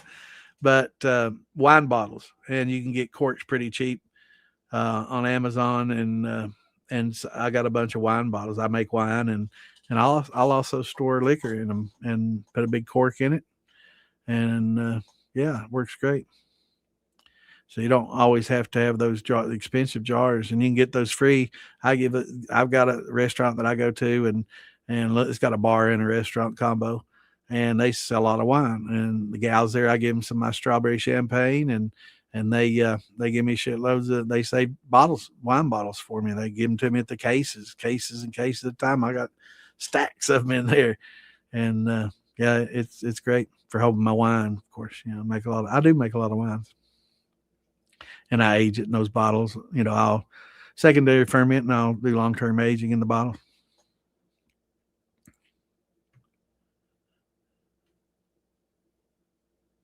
But that's the cheap way, brother. Or stainless. You can get kegs and clean them out, and and store them in kegs. Stainless is a good storage vessel. A lot of wine companies will store wine in stainless. On the soluble oak, yeah, it's we're going to get him on and talk to him, and I'm gonna have Phil on, and we're gonna get the owner of the company, on. We're gonna do a review on it, and I'm gonna sample the oaked versus the soluble oak, and give an honest opinion. But from what I hear, it's pretty good stuff. Bad Mo's or hillbillies or I guess Wes's, San Mo. I call him Sandman. He's San Mo. Yeah, all those barrels work great, but nothing replaces the all wood barrel. So you can get the all wood 5 gallons in. Well, the way it is, the Bad Mo's, it's stainless steel all the way around, which is a great vessel to store in, and it's got the wood on the front, and it replicates the time of a 53. So it takes years in a Bad Mo, right? Or a San Mo or Hillbilly. All of them take years because you only have your liquor exposed to X amount of surface area of the charred wood. Whereas a barrel, all 4 sides, front, back, all the way around. I guess that's 3 sides since it's round, front, bottom, top, bottom, and that's all the side. But so it has a lot more contact, so it takes a lot less time. So if you could get a 5 gallon barrel, 6-8 months is close to equivalent of a big 53 for 4 years. Still not going to give you that character that big 53 will in 4 years in a 5 for 6 to 8 months, whatever. A 15 is kind of a good in between. It takes a year and a half, and you can get good flavors in a 15-gallon barrel. I've got 15s, I got 5s. But the 53s for 4 years or plus is really going to be the best. Now, the Badmo, Sammo, Hillbilly Glass barrels equivalent that longer term. So it's gonna take a few years in those to get the equivalent of that big barrel for 4 years, right? All great alternatives and great ways to store it for sure. What's going on, John? Good to see you, brother.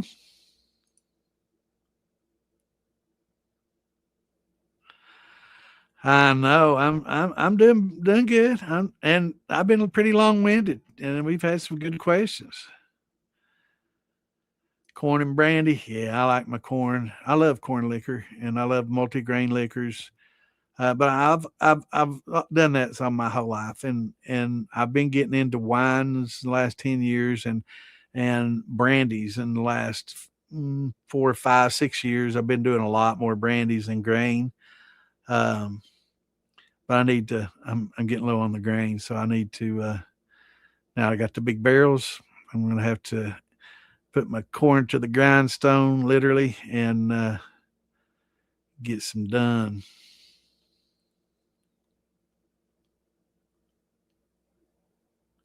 Yeah, and it helps hold in the heat too, and not only just to touch it and get it off there, it'll help hold the heat in, so it works more efficiently. Yep, good point.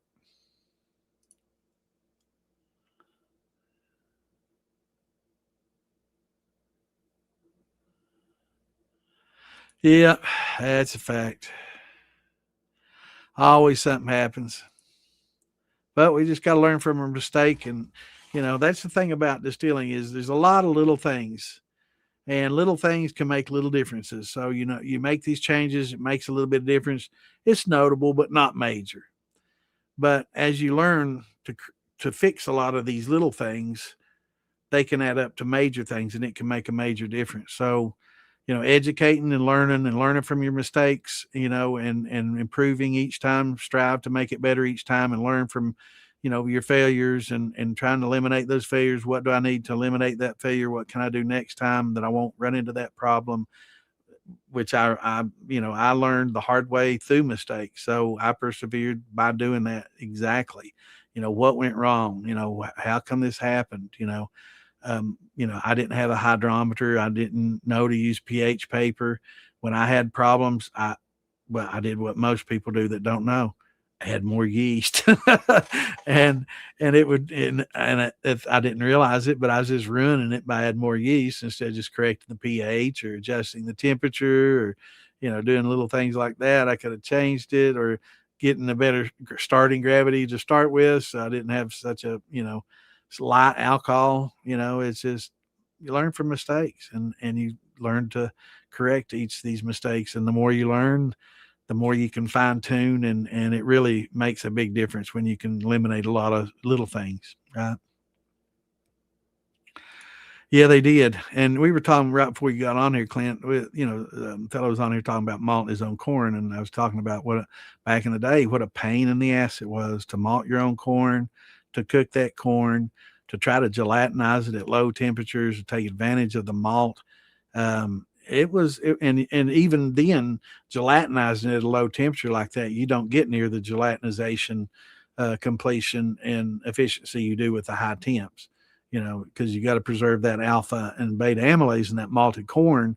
So, you're trying to malt, gelatinize it at 150, 55 degrees, and slow cooking it for long, long periods. And it doesn't convert well that way. It really doesn't. So it was a long, arduous task. Even using malt, that's kind of, 10 years from now, that's going to be people like, oh, you used malted barley? Wow. We just use liquid enzymes, right? Because it's so much easier. But I think some flavor is going to be lost. I think when malting corn became a thing in the past, some goodness and flavors were lost as a result. And I think, in the future, as people rely more and more, I need to drink, get that frog out of my throat, rely more and more on the exogenous enzymes, we're going to, see less malt being used. And I think that's going to have an impact on flavor as well. So hopefully people just kind of use a little bit of both, and maintain that flavor, and it helped a lot. But nothing's wrong with just corn with enzymes. I'm not saying that at all. But once you taste that malted barley and get used to that malted and that sweetness from malted wheat, it's good, right? And you want to get a little bit of that in there, but you can use a little bit of that liquid enzyme too to increase the efficiency. That way, you're not as worried about temperatures anymore. I don't care if all the the enzymes in that malt works or not. I want the flavor of that malt, right? So, and we can use 2-row, and we use 10%. We don't have to have 20 or 25 of the 2-row or 20 of the 6-row. We're 20 or 15 of the malted wheat. Now we can just use whatever percentage we want and use those exogenous enzymes to get us, a good conversion, but we can still get the benefit of those malted grain flavors, right? So I think a little bit of both, helps for sure. What's going on, Brian? Good to see you, brother.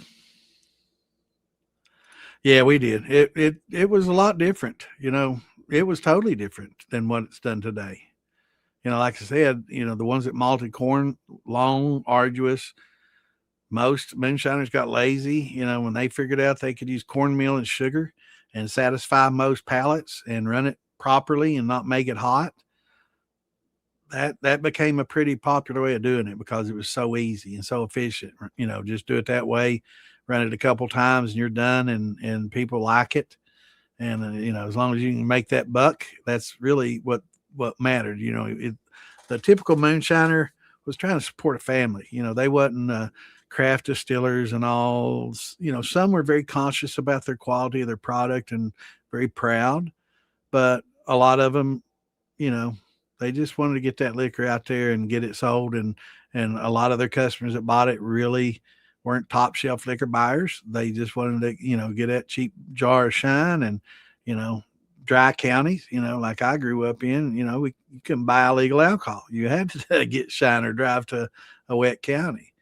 So that really boosted the sales as well. But, so not all shiners were, conscious about quality. That's why they were using oil drums and cast iron radiators. They didn't care. They didn't care if the health of the people that were drinking it. They want to make that money, and they didn't care what kind of steel they put it in. And a lot of them, they didn't know. I'm not saying they intentionally did it. A lot of them had no clue that it was going to hurt people by doing that.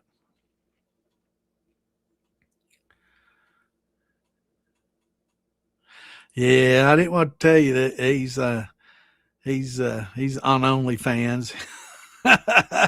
He's on fans only, man. They're making new stone jugs. So, there's a lot of reproductions out there that are probably as good or better than the old ones for storing. And it's another good vessel to store in. A little bit porous, not the best, but still don't store in milk jugs and plastics. That's one thing we don't want to store in. A lot of people say, well, I looked on the charts and ethanol does not break down PET or HDPE or LDPE. So I'm going to store it in LDP. Well, that's fine. If you have pure ethanol, 99% pure ethanol, that's perfectly fine. And you can absolutely, you can store that 198 proof, vodka in any plastic, not any plastic, but in those PET or HDPLE, polyethylene or HDLP and low density polyethylene. You can do it. You can do it in any of those. But what happens is once you get some of your acetone in there and acetyls, then you're going to have to worry because look what acetone does to some of those. It has a C rating, right? So it will eat away at those plastics and you get microplastics off. So yeah, if you have pure ethanol, it's perfectly fine to store in a lot of those plastics. But if you've got acetone and heads, a little bit of heads in there, which we know it's present in pretty much all of it throughout the run, then you're going to get some, microplastics. And that's a big problem. We're finding out more and more health wise that's hurting a lot of livers. That shit, it's inert. Your bodies don't get rid of it. The acids in your stomach don't get rid of it. Your body can't wash it, flush it through. in your body filters this stuff and it gets trapped, and it's not good. So plastic's fine for a very short period, but never long term storage. Um, and I'm not a big fan of plastic liquor bottles. I don't you not see one on my shelf. I don't do that. I don't do plastics. I've always been wary, but the more I learn about the microplastics, it is something to be concerned about, especially when you got stuff with heads in it. We know a lot of the modern liquors, it's got some heads. So think about that and buy your glass. Buy glass, or keep it in stainless or a barrel. Best way to store it.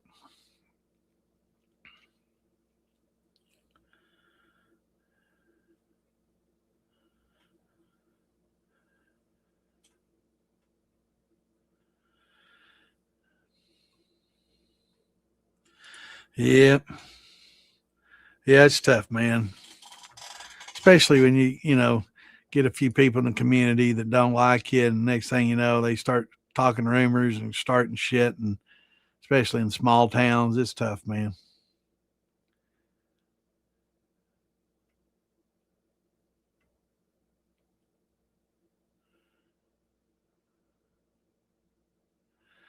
Just laying pipe at night. He's a gigolo. I told you he's on that OnlyFans, or is it Grinder? I think he's on that Grinder, maybe.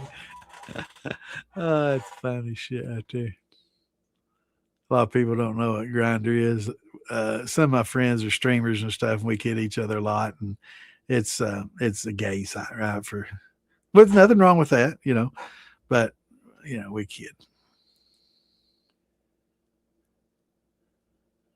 Yeah, is it humid out there? It's been pretty humid here. Nobody in South Carolina chimed in though. Did South Carolina get some rain this past few days? I know they got a drought, and I'm hoping. I saw some clouds that went through here go that way, so I was hoping they'd get some. Hopefully they did. Yeah, Alabama, Florida, Georgia, and Louisiana swamp. Man, that's some of the most humid areas. Florida's not so bad, but you get the Georgia, Mississippi, Alabama, Louisiana belt right there. It's wet, it's humid, it gets bad here in Kentucky because we got more running water than any state in the nation in the continental U.S. So we get our humidity too, but those can match or surpass. This has people been to Fort Benning and some of those basic trainings down there, and yeah, they can tell you how bad it gets, man. That humidity's bad. But yeah, it's pretty tough down there.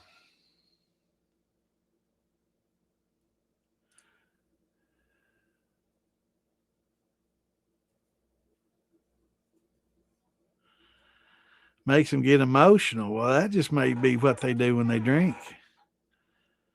You made some of that crying shine, didn't you? Popcorn always said the fighting kind, the loving kind.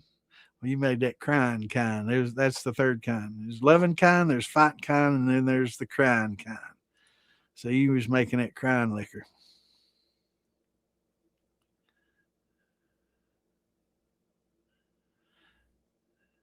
What's going on, Mash Brothers? Good to see you, man.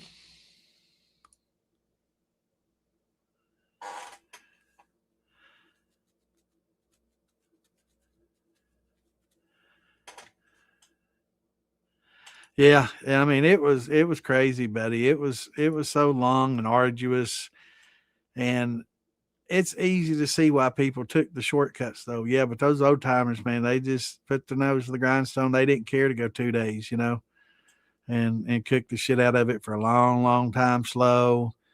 And women get involved. That a lot of times it was a whole family thing. The women were cooking, the guys would mash it in and distill it, and it was tough, man. These liquid enzymes, my God, imagine we wouldn't have the good quality, that we had back then for the ones that did take the time to do those things. But yeah, it's different times now. Yeah, it will. And that's why I worry, because people are going to depend less on malts, but hopefully they still include them for flavor. Uh, Two thumpers to get higher proof. to increase the proof. Like I was talking earlier, John, when we made it like with the malted corn, we'd get like 1040 gravity if we were lucky. 1050 was awesome. And we didn't have the hydrometer, but I'm just saying that would be probably the equivalent to the best we could do. And when you'd run it, it would come out at like 80, 90 proof, and it would come out real high because you start with such low proof regardless. Maybe if you had a big column, you could have got more, but on a big pot still, 80 to 110, 20, that's the best she's getting. And it come out muddy flavored, so having the second thumper, would give it that second distillation, right? You're redistilling your first thumper and then it distills over again. So you got a more refined product and you only had to run it one time through. Whereas before you'd have to run it, dump it back in, run it again, and, proof it down, run it again. And that's why you see the 3X's on the jars. That's how many times they usually had to run it back then to get it to that higher proof, which is, typically the shine was, 120, 130 proof, and it was stronger than the other. And people felt they were getting more value out of it because it took less to make that mixed drink.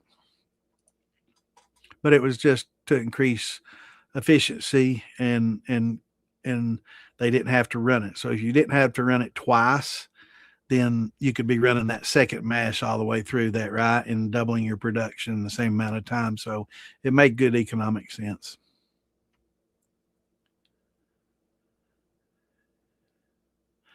Yeah, man, I got the belt many times. Remember, I used to have to go out and pick a switch, and I go out there and find a little rotten branch.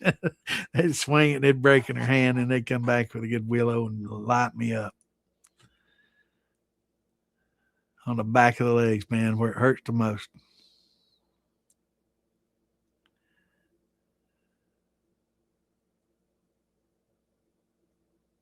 Yeah, that's what you want to do. Yeah. And that, if you have that, you can kind of bypass, get rid of needing the bypass. So you could just run it through once you got to your heart, kind of slow it down, drain your thumper, cut it off, and then let it build back up again. It will have to reheat a little bit again, but yeah, it'll work fine. Absolutely.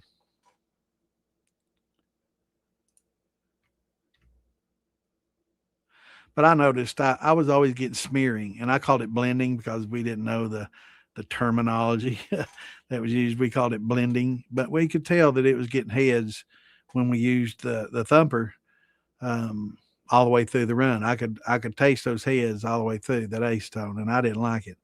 And I'm like, it's we make better liquor without the thumper, and it's like, yeah, and it's like, well, the heads are coming off first, so let's just put a bypass on this thing and let's bypass all those heads to the condenser. And then when we get to the hearts, we can run that through the thumper. And that was my eureka moment. I guess 82 or 3 when I came up with that. And man, it made a huge difference. No more smearing, blending, and it was a lot better. So that's another one of the little stumbling blocks and learning experiences because I tried to learn each time, and that was one of my learning experiences. And I was really glad that I could share that with the community. And now everybody and their mothers using the bypass, and that's awesome. I love that. Yeah, and it's just word of mouth corruption and gossip and henning. We always called it henning. All these people passing along the gossip, usually the women on the phone. Myrtle, did you hear about? The next thing you know, everybody in the town is talking about it. You got a bunch of hens henning. But Lord, I see a lot of guys henning these days, man. It's like, wow, I'm a little old school and old fashioned when it comes to that. I don't do a lot of gossiping and stuff.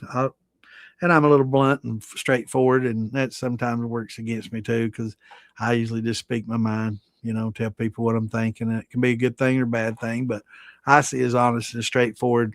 Some people just call that asshole, but that's just the way it is. Some people say, you're just being an asshole. I'm considering it just being honest and straightforward. That's just the way I've always been. And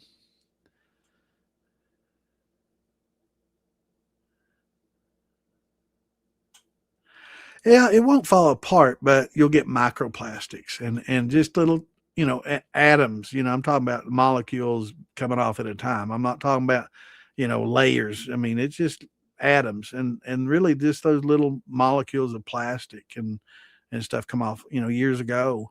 I remember probably in the 90s, early 2000s, a lot of gas stations would keep these 2 liter jugs of pop outside and they'd get hot in the heat in the sunlight.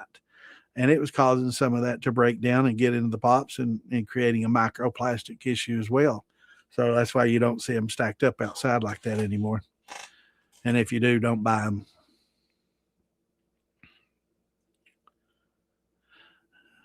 Yep, that's the wine and shine. Yep, yeah, you can make some of that crying shine. There's loving kind, fighting kind, and the crying kind. That's an old popcorn man. He's a character. And prayers going out to Saul's family. Saul just passed away this past week. Very sad. He was a hell of a guy, man. Anybody knew him, loved him, and had a unique laugh. If he was in a room laughing, you definitely knew it. And great guy, awesome guy, man. Gonna miss him. That's going to make Maggie really somber this year, for sure. But he'll be sorely missed. There is a what do they call those, charitable thing for his wife and his son. I can't think of the name of what they call them. Let me Google that.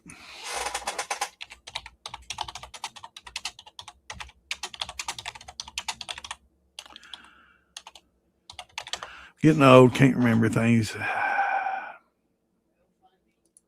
Yeah, GoFundMe. Thank you, babe. There's GoFundMe's out there for it. Well, there's one good one, the original. I think it's posted in the militia page. So if you want to help his wife and little boy out, they could definitely need it. He was the breadwinner of the family, and all of a sudden he's gone, and it's tough when that happens. Prayers going up for him, though, for sure.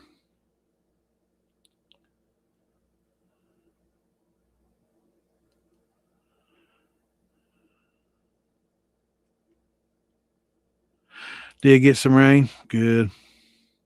Not what you needed. Yeah. I know the all way North and South Carolina's in a drought. We've been getting a lot of rain here. I've only had to water my veggies a few times. That's just to get some fertilizer on them.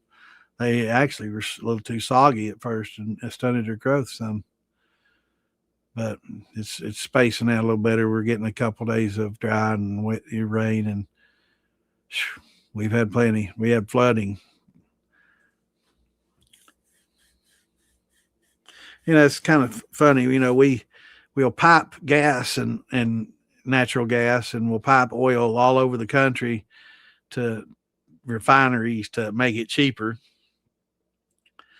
But we don't pipe water all over. Look how much California would benefit from getting a lot of water from some of these rivers that flood, and some of these areas that flood could share some of that water and have reservoirs, need more reservoirs across America to store water.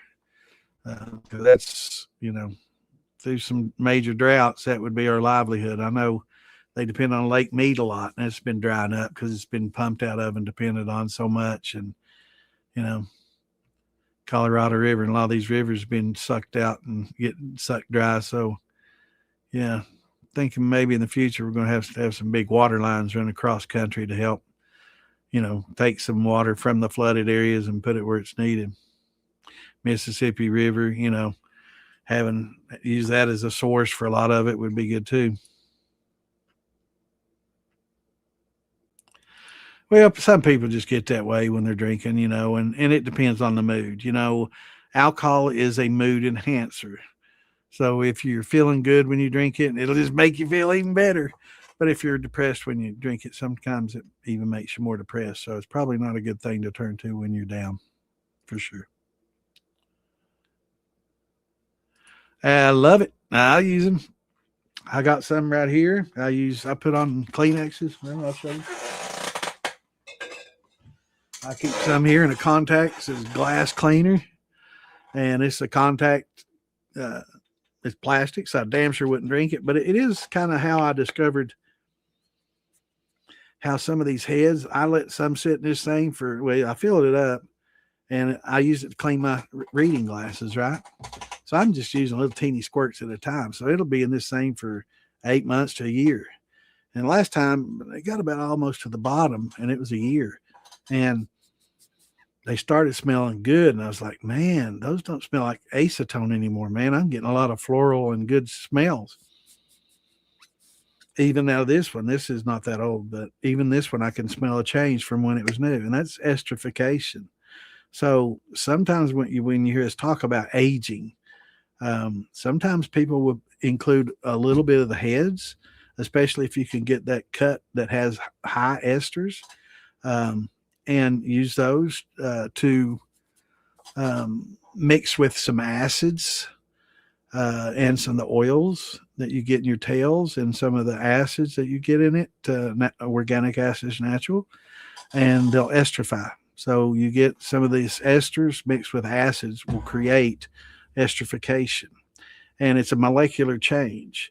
And when these molecules change, they're changing form. So, you can take like sodium, something that's completely toxic, slightly change it with adding some chloride and make salt that's perfectly fine. So you can go from something sodium that's radioactive and can kill you easily, and very extremely toxic. Sodium is extremely toxic, a sodium element, very toxic, and radioactive, can kill you bad. And get chlorine in there properly, right? Then it just salt, sodium chloride. So the esterification process is the same. So you get these heads that are shitty acetone and esters, and you mix it with the acids, and these molecules change, and they make some polyphenols, phenols, and flavonoids, and other delicate notes and flavors that actually taste good. So that's part of the maturation process. And wines go through the same process as well. That's why, over time, some wines taste better. Now, like fruit wines, they'll be good up to a year, 2, 3. But after that, some fruits trail off. They don't get good anymore. They actually go bad. Whereas grapes and certain other fruits will improve over time. And over longer periods of time, they even get better and better. So like some of these 1963 Rothschilds, or some of these, really, great bottles of wine that are aged. It's like, they're just super fantastic tasting to these wine connoisseurs because they've gone through this esterification process for so long, and it just keeps getting better and better and better, and it's just like a sensory overload for these wine connoisseurs because it just tastes so good, but they're willing to pay thousands of dollars for the bottles of it. Me, it's a little crazy that they do that, but to each their own. But that's the process, and that's why when you talk about aging is one process. Maturation is another. Esterification is a maturation. You can do it in a jar, and a lot of these wines do it inside a bottle. A lot of your moonshine can do it in a jar. If you put shine up on a jar, it tastes okay. Put it up on a jar. Oh, I forgot about that, man. It was in the back. Oh, I forgot about that up on that shelf. Hell, that's been there for a year. And you take a drink, you're like, damn, that's good. I don't remember it being that good. It wasn't. It got better. So, maturation and aging, like aging on oak and wood. And we'll talk about that when we talk about the soluble oak thing in a couple of weeks, few weeks. So maturation and aging, two different things, but together, yeah, and that's what happens in a barrel. You get the esterification and the aging with the oak and the tannins and a lot of the natural flavors from the wood going along with this esterification process. And it's what makes some of your bourbons and everything so much better than just a white dog, But yeah, there's lots of good things you can do with those heads. You can, if you're making a white dog, you don't want the heads in it, and you don't want the high heads anyway. And you definitely don't want 4 shots. So the 4 shots and the high heads, I don't keep for shit. I use it for cleaners. I'll use it to light charcoal. I'll use it to make hand sanitizer. I use it to make glasses cleaners. You can clean your metal if you're doing welding. You can clean all the oils and stuff off there. You can clean your steels with it. It's fine for cleaning up stuff. Perfectly fine. It evaporates. It goes away. It's not going to give you any more heads or badness or bad juju. It's fine. It evaporates away. So it's good for cleaning just about everything. Glass top ovens. It's great for stoves. Clean that glass top, helps cut a lot of that. Great for countertops. It's probably for your granite and stuff. It's probably not that good for like granite and those type countertops because a lot of times those rely on some oils to keep it, the porosity down and keep them from staining easily. And I think this would probably strip a lot of that. So it's probably best to use some of the cleaners designed for those, but for, glass tops and cleaning windows and, cleaning the windows on your car, fine. I wouldn't get it on my paint, right? Paint thinners, good for that. There's a lot of good uses for it. Yeah, it's not good in any milk jug. I mean, whether it makes it brittle enough to break or not, having it outside will do that too. And in the sunlight, makes them break down. I got watering jugs. So, I got these big, these kitty litter jugs. Those are 2.5 gallons. So I use them, I rinse them out. It's just cat litter, right? And I rinse them out and I use it to mix my plant food in. I got 3 or 4 of those jugs. Some of them set outside all winter. And man, those things are brittle as fuck, man. They'll break down. So yeah, it's just not good to store in plastic, period. Really isn't. Because it has those heads and other, compounds in there aside from just acetone, ethyl acetate being one of them. And there's others that will break that plastic down. So it's don't use jugs. Trust me, bro. It's just not good.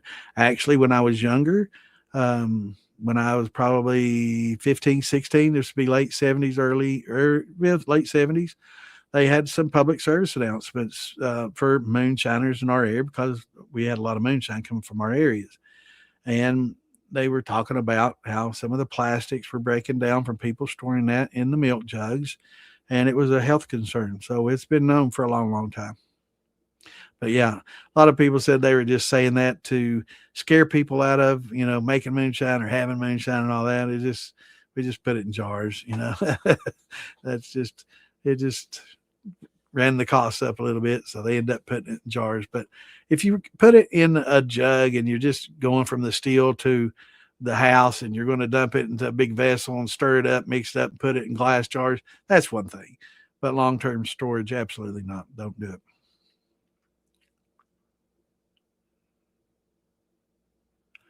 Yeah. And like I say, transportation, it's not so bad because it's just in there for a day, a few hours.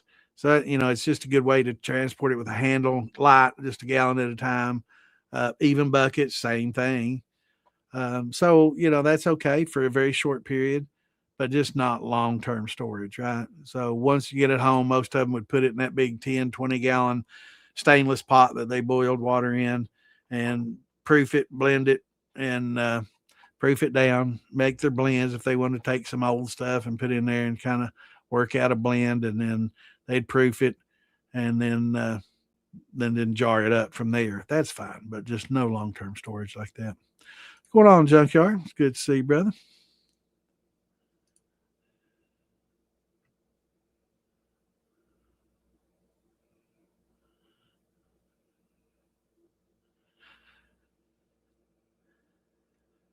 Yeah, I agree. Yeah, it's fine for short periods. Just don't do long term. Absolutely do not. And it's got acetone, it's got ethyl acetate. And look, you can pull up your material science pages. There's a lot of actually I've got one that I used to go to. I've got it saved on my OPC over here. But that's how I did my research on it. And that's how I found out that well, ethanol is perfectly fine. And then I started looking, I'm like, well, what's in this? Okay, well, we got more than just ethanol in here, right? Unless it's pure. So we got ethyl acetates, we got acetone. Let's find those on. Oh, that's not an A rating. That's a C rating. That means that you are getting some dissolving. It's not going to dissolve it like acid would on, a basic. It's not just going to eat it away immediately. But a C rating means that it's slowly eating away at that. Then it's going to do it molecule at a time, but you're getting those molecules in your body, and just trust me, it's just not good. And microplastics is something that's kind of new, and they've known for a while. They've changed some formulations on some of the old jugs and stuff that they had pop in and milk in, so it's not the same as it used to be. but still, microplastics is an issue, and that's just one way to avoid that. I don't like having plastic anything. You know, a lot of people will heat up their food in a microwave in plastic, and that's not good either. So don't do that either. You know, use that glass or that microwave safe ceramic or something, but plastic, don't be that person because it's hurting you. And we're coming into a plastic world, and you know, there's so much microplastics even in our oceans that are getting into fish and other animals, you know, and that's not good either. So yeah.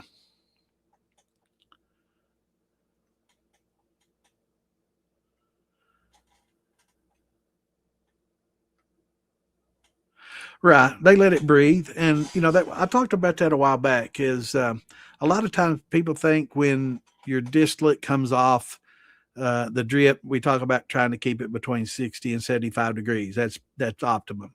And people will say, well, if it comes off hotter than 75, like if it comes off at 90, it makes a hot liquor. Well, it's not really making a hot liquor. It's just that when things are a higher temperature like that, the atoms are moving much faster inside there. So as things cool, the atoms move slower and slower until they just get where they don't move at all when it starts freezing, right? So those atoms are moving. And as those atoms are moving, more volatiles are coming off and evaporating off of it, right? So when you drink it, you're smelling those volatiles coming off. You're smelling isopropyls and ethyl acetates, acetones, all these higher, you know, alcohols that are in there. They're coming off, and it just makes it smell and taste hotter because when you smell, that's part of your taste, right? So when you taste something, if you can get that olfactory thing going too, it can influence the flavor. And that's why it always tastes hotter when you're drinking a hotter distillate like that. But it's technically not hotter once it cools off. It mellows out and it's like, oh, it's not so bad now that it's cooled off. And reason being A is because it's cooler, and B because a lot of those volatiles have evaporated off. And people leave the jar open, put a little cheesecloth on it. People use coffee filters. That's expensive. You know, just use paper towel. Cheesecloth works best. Lets more through and just keeps the critters and the dust out and the fruit flies and everything out. But it'll help some of those higher alcohols evaporate and help your flavor and make it smoother. If you're aging, you don't have to worry about that because those things are actually going to estrify and be a benefit. So that's again the difference between, you know, aging or selling as a white dog.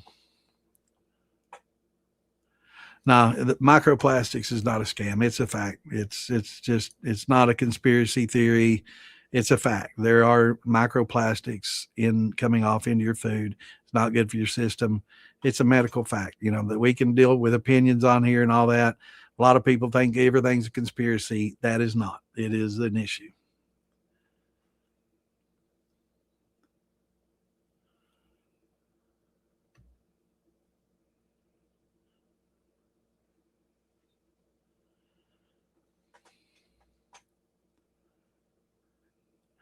Well, food safe and alcohol safe. We're talking about acetone and ethyl acetate. We're not talking about food safe. Yes, certain plastics are fine for food until you heat them up in the microwave. Then it's not safe anymore because some of it comes off. We know about the biphenyls, right? We know a lot about certain plastics in the past that we no longer use in formulations for food safe. What thought was food safe wasn't. We also, at one point in time, thought lead was fine too for our pipes until we found out that it wasn't. So as we've learned more about plastics, they've been used for a long time since the DuPonts put them out and rayons and polyesters and all that. DuPont was one of the biggest producers of them over the years. And some of the first stuff they came out with was toxic as fuck, you know, but we've learned over the time to change the formulations, take, you know, biphenyls out and other things to take out to make them safer. But still, there's certain care that needs to be taken. Yes, it's perfectly good to put mayonnaise in a plastic jar, perfectly fine. But just don't heat it up in the microwave and get some of that plastic melting off into your mayonnaise, right? So it's not designed for high temperatures. It's not designed for microwaving. Some may say it's microwave proof or safe. That just means it won't melt. That doesn't mean that, you know, some of it might not be coming off. Some may not. But yeah, it's not a conspiracy theory. There are actually a lot of plastics that can affect you. And right, it's food safe's one thing, but we're talking about storing it ethyl acetates and acetones, which with most of the plastics, it's not safe. It's not food safe.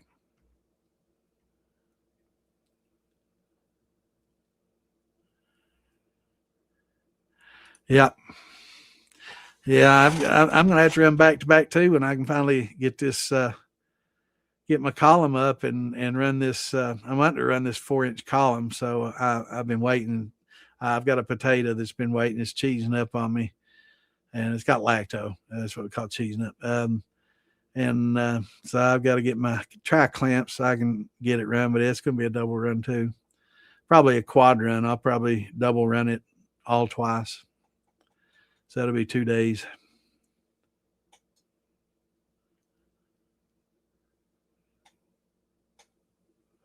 Yeah, yeah. I hate to say it's a decent price, but it is a price. Yeah, it's heirloom corns are expensive, but I say more you buy, the cheaper you're going to get it. Call Philbilly, and if especially if you live anywhere in the Ohio area, it can save you a bunch of money by picking it up. It's expensive to ship corn too. That's a lot of your cost is having to pay. It's and that's why I say too. I don't ever recommend anybody just getting started to start dealing with expensive um, mashes because you're going to fuck up when you're going to mess up when you're just starting, and you don't want to ruin, $300 mash, if 150-gallon mash of 50 pounds of $2, having $100, $200 into your mash with some, nice heirloom corn and some good 2-row and some other malts, maybe some malted wheat or something. Yeah, you can get quite a bit in there. So get up with Philbilly, and especially if you can drive there and buy quantity, you can save a lot of money for sure. A whole bunch. It's worth the trouble if you're close by. And if not, try to find a farmer that has them. Go to your extension office, and it's good for corn. Cornbreads and corn meals. It's not just for shining. So a lot of people love a Jimmy Red cornmeal. Cornbread, Jimmy Red cornbread. It's great. Or a white corn, a good white dip, Cherokee white or something like that makes a great cornbread. So or beer. You can just say you're adding it to your beer. You don't know. I have to say.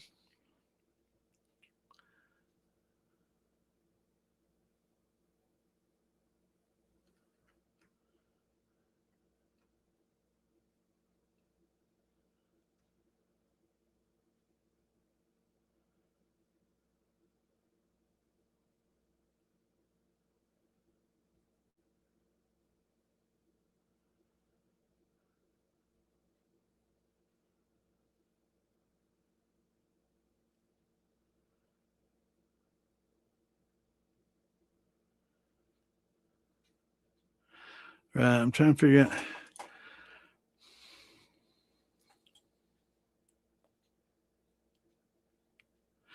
Yeah, and I did that too because I heard a lot of people, they talk about, oh, I get ethanol coming off at 180, and you won't unless you have a really high proof.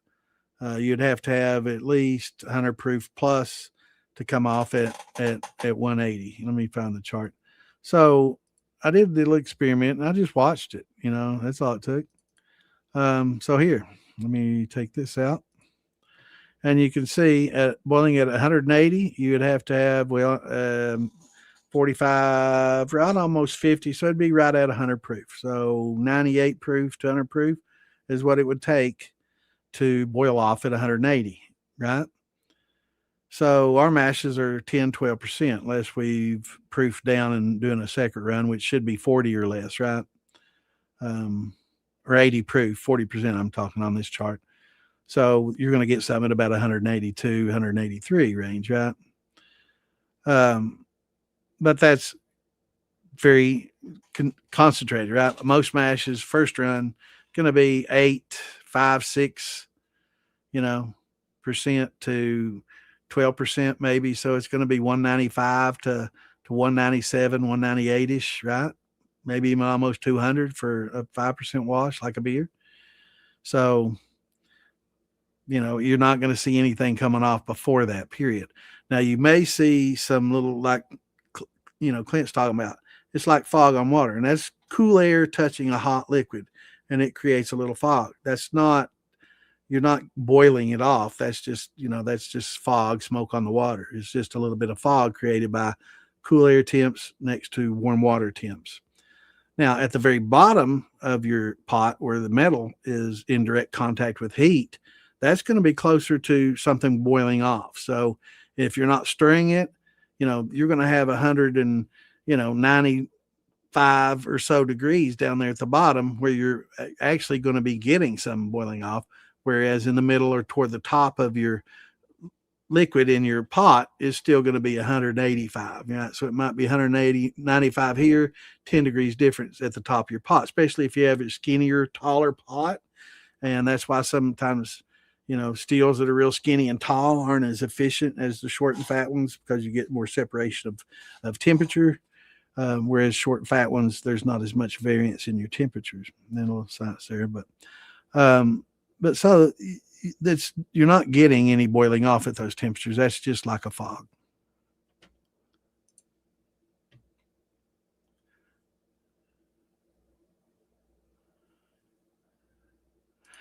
Steve, if you want to go to the material science page and you want to pull up acetone or ethyl acetate and look how it impacts LDPE and HDPE and polyethyl toluene, then I don't care if you've had classes on it or not. I've been to the sites. I know they're rated at C, and that's not good, period. There's no argument about it. I don't care how many classes you took or whatever. It failed you if you don't realize that. They have these charts for that reason. Now, there's just no reason to argue about it anymore. Acetone and ethyl acetates will eat that plastic up, period. Ethanol won't. If we had pure ethanol, it's perfectly fine to store in plastics. But with acetone and ethyl acetate, it's a C rating, and it's not good, period. That's coming from huge laboratories that did experiments. Fact. That's a fact. It's not even arguable. I don't know why you're going on about it, brother. Past it. Get past it.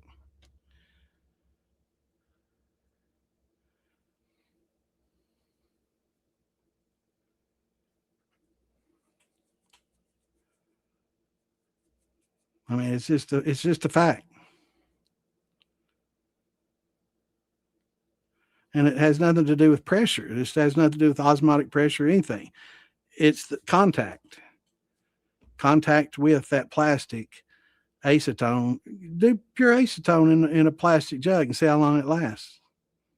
That's, pure acetone, high percentage acetone, not the watered down stuff, but buy some pure,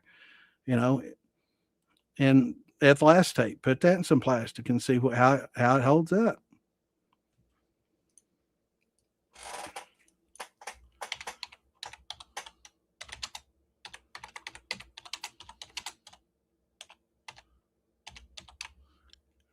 I hope I can find that site. I can share the link with you.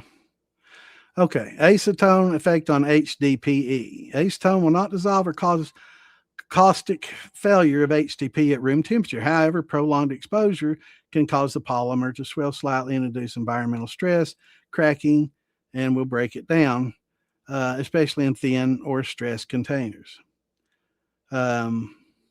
Acetone should only be used in HDPE containers for short-term storage or application. And when it was breaking that plastic down, there's actually parts of it that are literally coming off, and especially with ethyl acetates as well. So, I mean, it's the science is there. I mean, there is a somewhere I've got it saved. I'll look for it and find it, and it's a material science page, and it is an industrial page for people looking for packing material for certain products that they have. And it gives you a rating for every product, plastic, every container, every solvent and solute out there. And I've seen the ratings on what acetone and ethyl acetates are on HDPE, PE, LDPE, and PET. And it's not good. Ethanol is perfectly fine. If you have pure ethanol, perfectly fine. Not saying that'll bother at all. Won't. It's an A rating. But acetone and ethyl acetates is a C rating, and it will break it down. Fact. I mean, that's just the facts, and that's coming from industrial standards. That's coming from, huge laboratories that have conducted mega experiments on it. It's not me just, going from guessing or, what limited chemistry I had in college that I never applied in my life. It's a fact.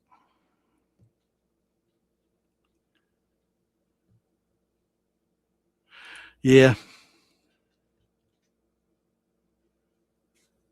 Yeah, he did.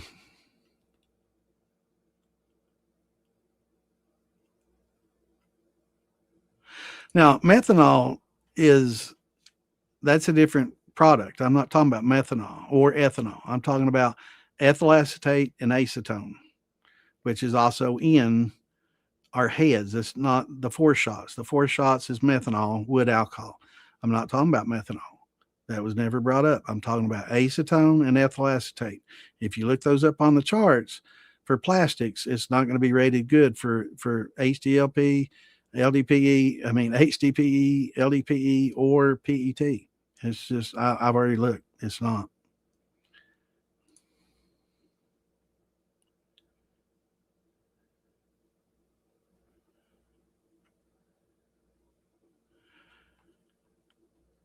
Yeah, methanols aren't good to fool with at all.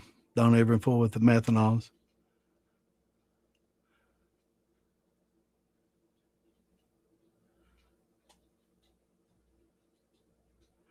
Yeah, and what they do on the show is not an educational thing. The show is entertainment only. It's not facts.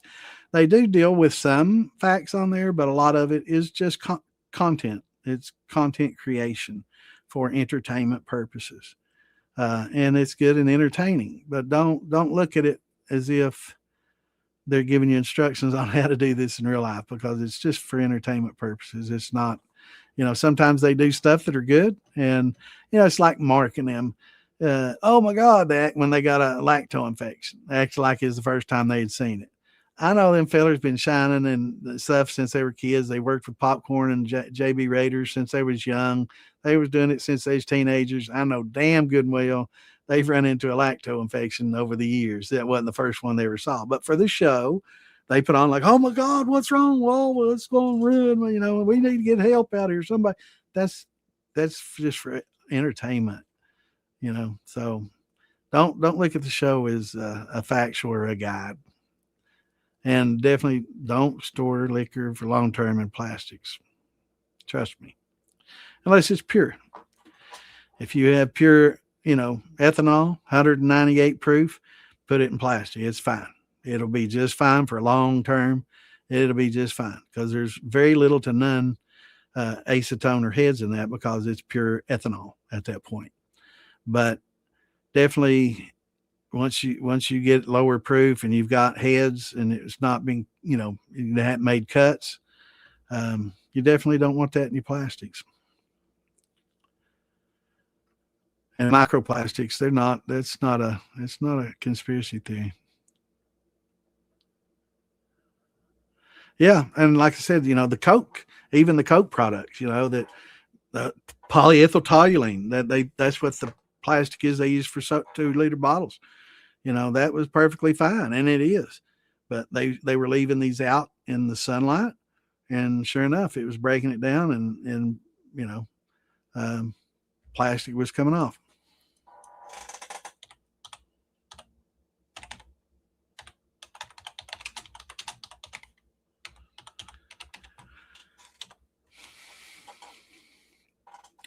Now, a while back, biphenyls, or BPA, synthetic chemical primarily used to harden polycarbonate plastics. Definitely not cell-based products, but BPA was a big concern, and they started finding out a lot of these biphenyls are endocrine disruptors, and they led to a lot of health issues that can lead into food and beverages, raising concerns. And that's why they started taking them out of a lot of the plastics. And that's just, part of the evolution of plastics. They learn about certain things, and BPAs back in the day, ain't nobody worried about it. Now, as things, resins and some of the stuff that was using some of these plastics, well, maybe we found out that's not so good. Well, that's cancer causing. We got to eliminate that. So that, there's been learning, over the evolution of plastics, and, the biphenyls and BPA is just, you know, another learning block that we've learned.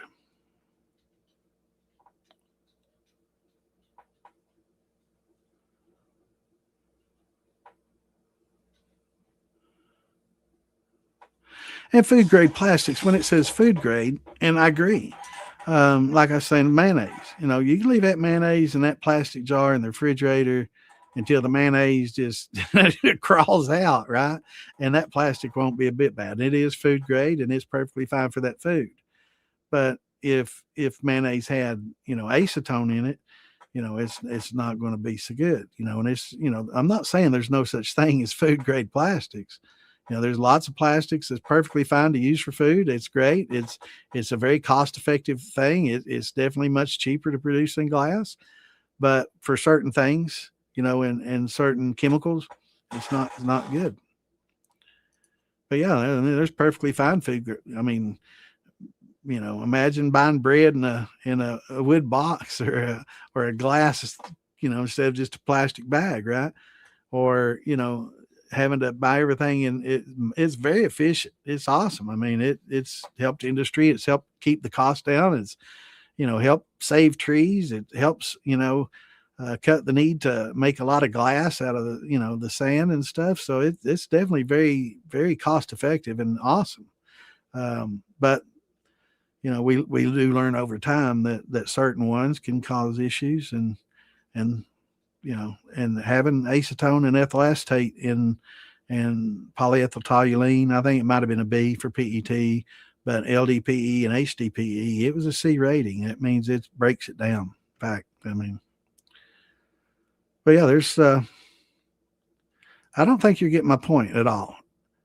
I think you do know that the element has lots of charts, and there's thousands of chemical elements. And I'm not talking about all the myriad of chemical elements.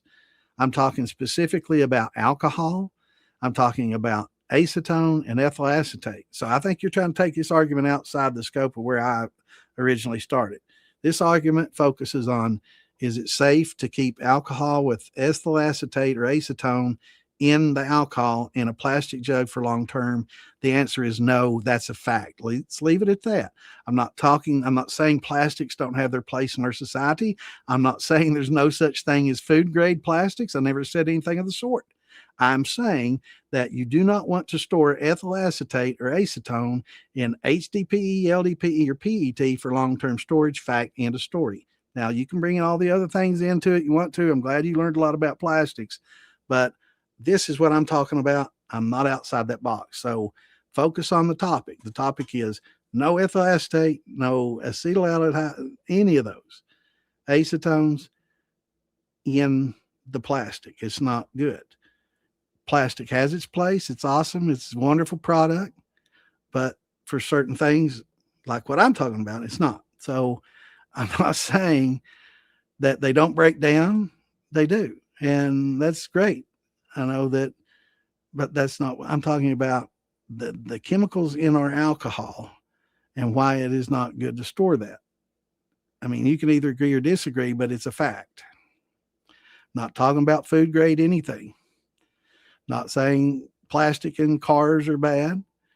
It's definitely cut the costs on a lot of things. You're trying to take this argument outside the box. I'm keeping it ethyl acetate, acetone, ethyl aldehydes. That's just not good in the plastics that they're storing it in. Period. End of story.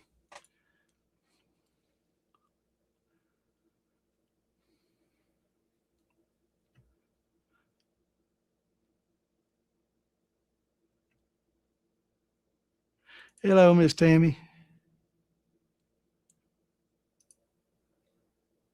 Yeah, you don't want them in the microwave. You don't want to heat your food up. But I shouldn't have even said that, because I just wanted to focus on alcohol, and it's just not good. And our message to people out there, Steve, is to tell people, do not store your alcohol for long term in plastics. That's the message we want to get out. And that's a fact. You should not do that. microplastics are a problem if they dissolve in your liquor. Would you agree with that? Because that is detrimental to your health. It's just factual. And I'm focused on just that. I'm not saying anything about the rest of plastics. Plastics are awesome, have a wonderful part. And this is the last time I'll talk about it.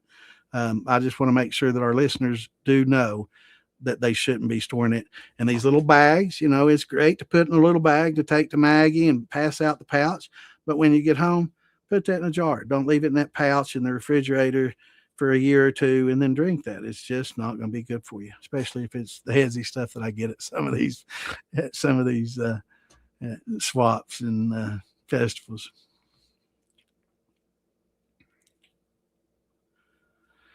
Yeah, the jars come way up. I'm glad I stocked up on a bunch of them. I was getting them for $8 at Walmart. They had a sale a few years ago. It's been about 3 or 4 years ago, and they were like $8 on sale. I bought a big old stack, about 4 5 foot tall of them.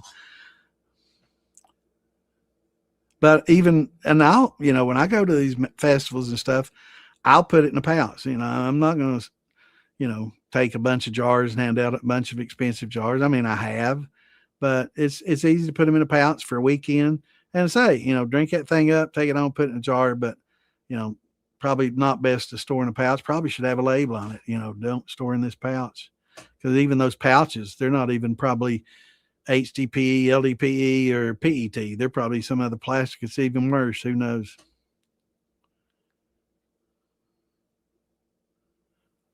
Oh yeah, yeah. We're beating the dead horse. I just want to make sure that our listeners know about beer. Probably not so bad. Wines, you don't see them putting that in plastic. Maybe the box wines, I guess they do, don't they? But probably not good either, because there's a lot of heads in wines. So even then, but they're not as concentrated. But yeah, I definitely do not recommend storing it long term.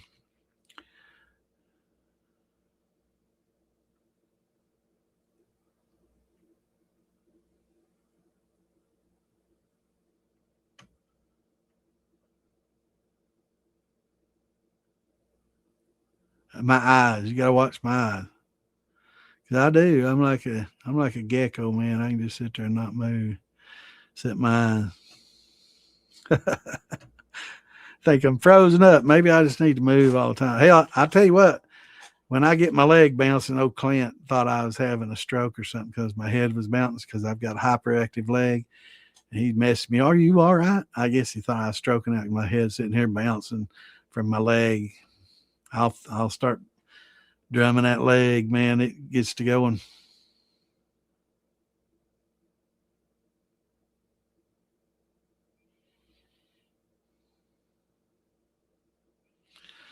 Yeah.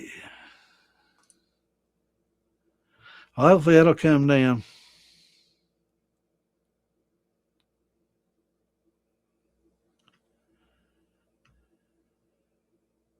Yeah, I knew you'd talk about that. I just got to there.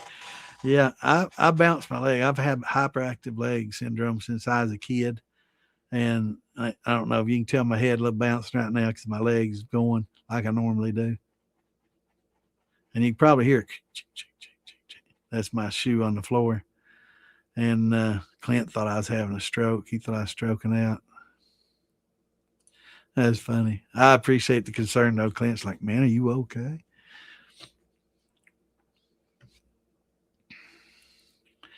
Yeah, man. One kernel, two, three. Got to pinch them kernels, man. Hey, I'm about that bad though.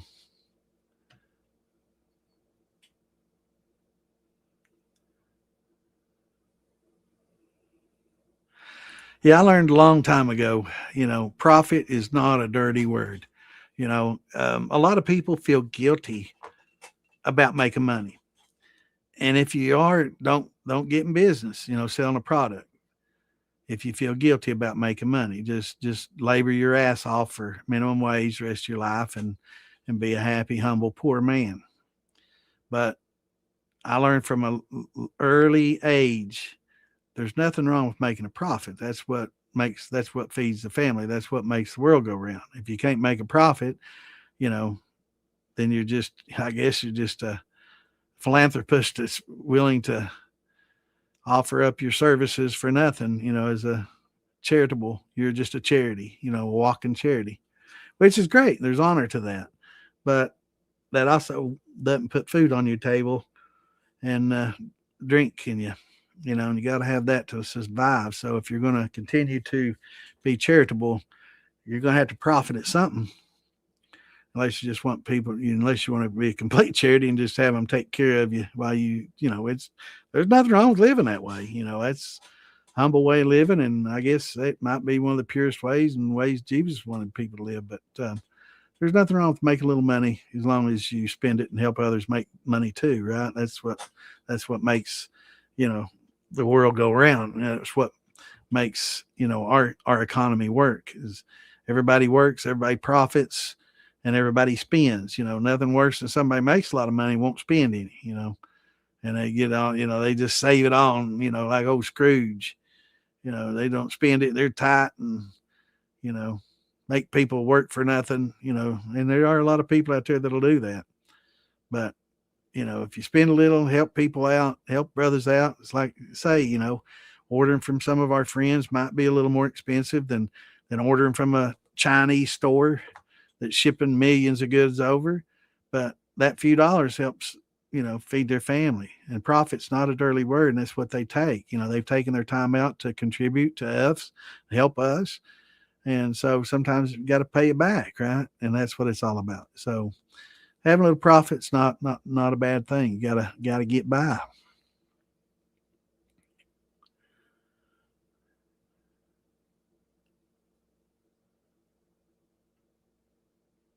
I would never, I mean, we used to back in the day, and there's no doubt that, we probably have microplastics lodged in our liver, our filter system.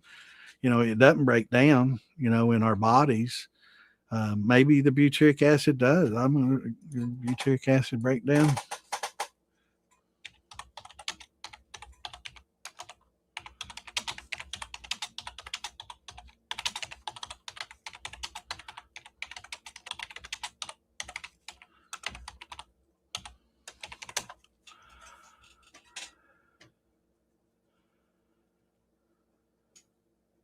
No, butyric acid in your stomach cannot break down plastics. Well, it's a pungent short chain fatty acid, which it is, and that's why we get it in our mashes. Associated with the smell of vomit, right? Lacks the chemical capability to dissolve or depolymerize common plastics like polymethylene, polyethylene, or polyethylenes.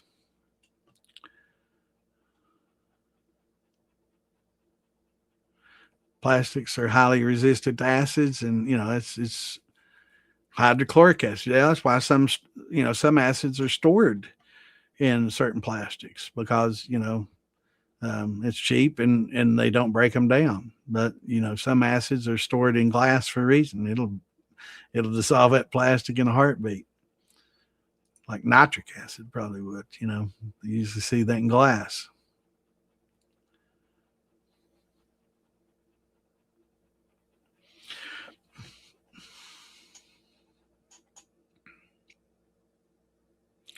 Yeah. So will not. So it'll stay in your system. Unless you can pass it through. So like our livers get it. I don't think it ever makes it out of our livers. And I know it's definitely hurting some of the fish. We got microplastics in the ocean. It's not so much here, but like in India and other places, it's just everywhere. It's floating. Like you was talking about how, the sunlight breaks it down and it's floating on the surface, sun breaking it down, and it literally breaks it down into its original form. And, you've got cellulose, acetates, butyrates, and, a lot of synthesized. A lot of it's created from the oils and petroleum based plastics. So there's a lot of different types of plastics, and We need to get off this plastic coffee.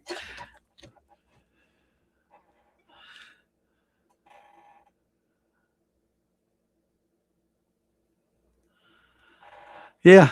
Yeah. I mean, right. And now a fermentation vessel, very low percentages, very little in there for a couple few weeks. A lot of people, frown on storing wines in these plastic water jugs like I do. These 5 gallons, even the purists say that's bad. And it probably is. I probably should get glass containers. Um, Two reasons. A, for the concern of the plastic, but it's not high enough percentage and concentrated. So it's not as bad, but they're also slightly porous, whereas glass isn't. So that's the biggie. Yeah, old timers definitely um, use the barrels to mix in, but a lot of times they were using steel barrels. Didn't see a lot of plastic barrels back then. Mostly steel ore drums is what just carbon steel oil drums. And that was horrible too.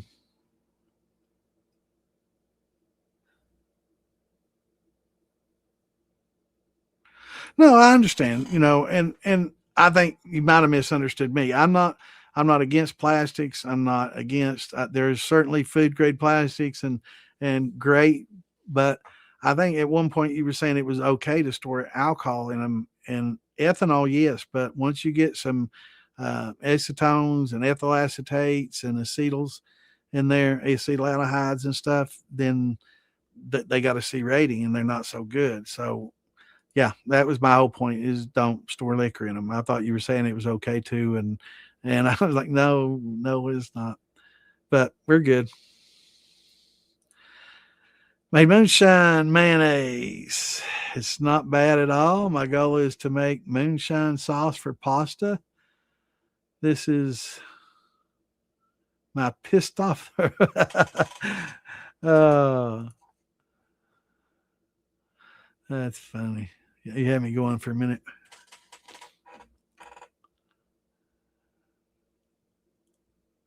Oh yeah, and look what it'll do to styrofoam.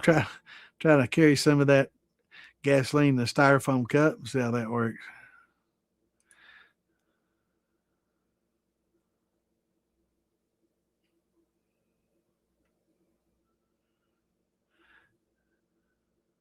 Yeah, it'll break that shit down in a heartbeat.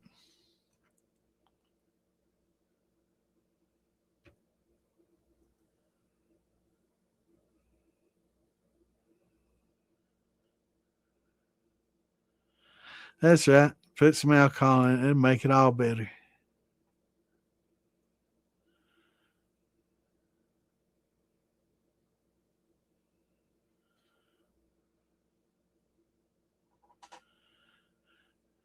Bullheads.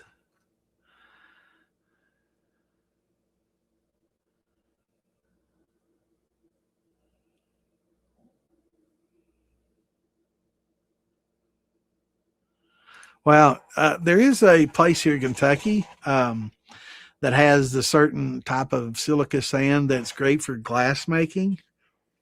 Uh, yeah, and they mine it here actually. So there's certain specific types of silica and sand that they look for in glass making, and yeah, beaches too. They have to do a lot of dredging because a lot of their sand gets washed out, so they have to dredge and bring it back or haul it in.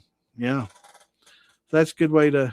I'd rather them just clean the glass up and keep reusing it though, melt it down and reform it, um, because the actual mines for the really pure silica that makes the good glass.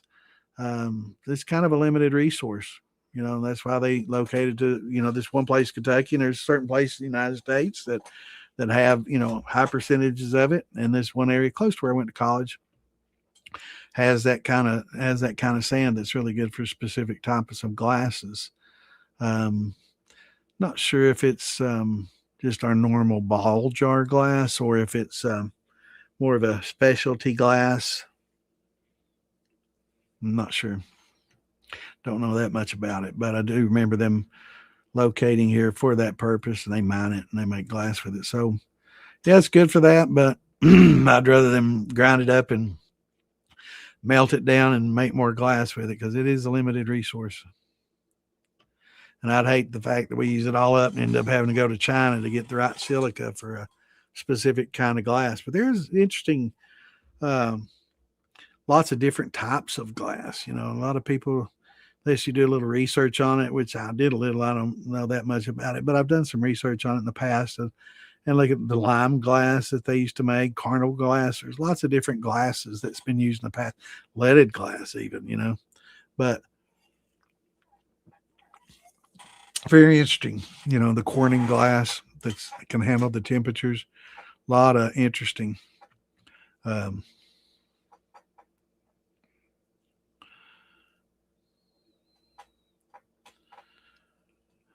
or stainless works. You know, stainless is fine for old new liquor in too, but it's expensive. What's going on, Dougster? Yeah, yep. That's right. You know, I just want to make sure that people out here, you know, don't want to store their liquor in plastic jugs, you know, especially headsy stuff, which we get a lot of. It's best in a barrel. We can all agree on that. Probably second best in a jar, and stainless. If you got a big stainless vessel that you can seal, that'll work too. But probably best to limit it to those. And I don't want anybody, you know, getting sick or having issues with it. But I'm also not dogging the plastic industry. It definitely has turned our lives around. It's been, you know, it's been huge. It's definitely um, been a money saver. It's lightened the weight of vehicles where we can save fuel and make them more efficient. It's definitely one of the most efficient ways for storing foods. And, you know, absolutely.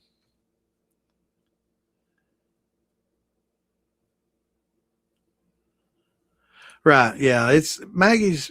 It's going to probably be tougher every year. You know, they have the ALE there, and it gets federal. If they could handle it locally and deal with it locally, I mean, we've met the sheriff there and talked to the deputies. They don't give a fuck. As long as you don't get drunk and disorderly, they don't care. But when the feds come in, they got to do their jobs, right? And you know, they got ALE there watching people, and it's just going to get worse because, like I said in the past, I'm not saying anything negative about ALE. That's their job. They've chosen it, and their job is alcohol law enforcement, and that's their whole purpose is to enforce alcohol laws. In any state where you do that, you've got police that focus, you know, have that laser focus on just alcohol. So they regulate the distilleries, they regulate the liquor stores, and they regulate the illegal making of it and the illegal drinking of it in dry areas, you know, where it's not allowed to drink it in public, right? So that's public intoxication, public drinking, and they will enforce that. So they're kind of strict on it there, you know. Now, after the party, we get outside the hotel and we're on private property there.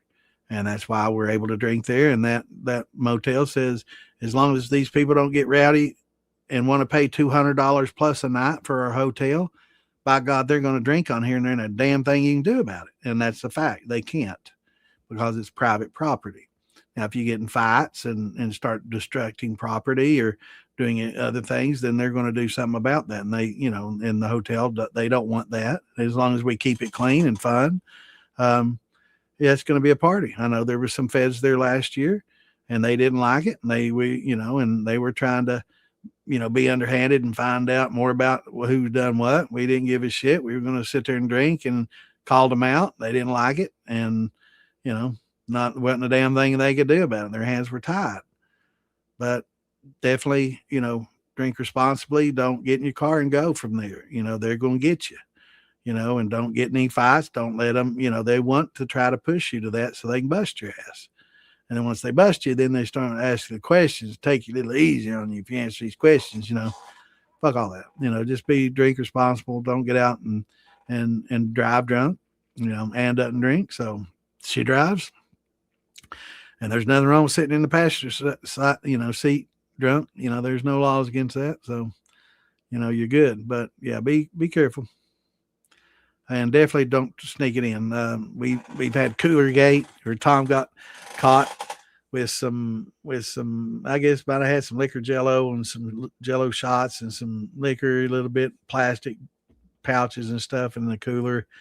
One person had it, and I don't know if that person told or somebody saw and told, or maybe one of the feds or somebody saw. But next thing you do, they're confiscating the cooler, dumping it in the dumpster, and if anything's said about it, you can go down and talk about it while we sit in the jail. And nobody said anything about it because that's the last place you want to go talk about it. I want to go dumpster diving, but I think they watched it pretty well. Do they do full bags? And that's been so long. I was thinking they had plastic, but maybe it's just the spout on it. But I don't know. I haven't bought a box wine in so long. I make my own now. Well, the vodka is a different story. Vodka is distilled to 196 proof, or else it's not a vodka. So it's pretty much pure ethanol, and then it's proofed down with water. So ethanol and water aren't going to be a problem. It's the headsy things, right? Now, something esterifies, it's no longer ethyl acetates or acetaldehydes or acetone, because, like I was talking before, the molecular structure changes and it's no longer that compound anymore. It's changed into something else. That's called synthesizing. So you can start with one compound, synthesize, and end up with another compound, and it's nothing like the original compound or chemical, or element. Uh, so yeah, it's not that's a problem. Beer, they line beer cans with certain plastics because it's such a low percentage. There's 95% water, 5% alcohol, and other things, and next to no heads, right? So it's very, very low. Not going to be an issue. And they do put a best buy and expiration date on them, so maybe that has something to do with that. Um, but yeah, it can be. Yeah, it's been a long time since I've seen box wine. But I've have thought about, if I could get some that's got like went bad or something, but I guess that means it's going to be pretty much a vinegar. Yeah, it is time for some shots. Damn, it's almost 11. But man, that's a good conversation. That's some good questions, and I'm glad we talked about the plastic thing, Stephen. I'm not down on plastics, and I'm glad you've educated yourself on them. I'm not that much on them, as far as they're what they originated as, or in the actual making of them. But I did spend a lot of time in doing some research about that because I felt very strongly about that, and I always wondered if they told us back in the day about the milk jug and the liquor, if that was just something to keep us from drinking and to cut back on the moonshining, or if it was actually something there that had some teeth to it. So I did a lot of research, and as I have had, quite a few college chemistry classes, organic chemistry and regular chemistry, and uh, and so I did some research and found that that is probably not a good idea, because I always thought at first I looked at ethanol and said, yep, by God, you can store that ethanol in those, no problem at all. And if it's pure ethanol, you can. But then I started thinking, wait a minute, what we're storing in there ain't just pure ethanol. Let's look at some of these other compounds. Are they on the list? And I started looking, sure enough, acetone, C rating. I'm like, oh. And then ethyl acetate, C rating. Oh, okay. Um, so probably if we had pure ethanol, fine, but there's some other things in there, and there's probably other compounds in there as well that are probably B rated or C rated. And I didn't think any were D or E, which means it would just like the gasoline would just eat it up.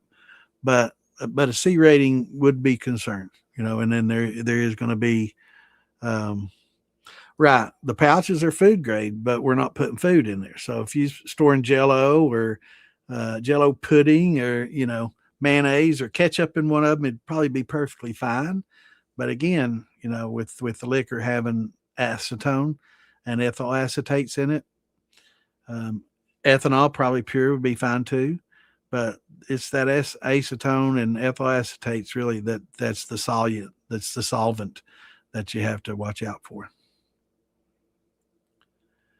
Medical grade, yeah, I mean, and it's fine for certain medicines. I'm sure it'd be fine for, you know, storing dry penicillin in, or, you know, certain medicines or other things in. I mean, there's certain solvents that are going to be not good, and there's lots of other things that are perfectly fine. Yeah.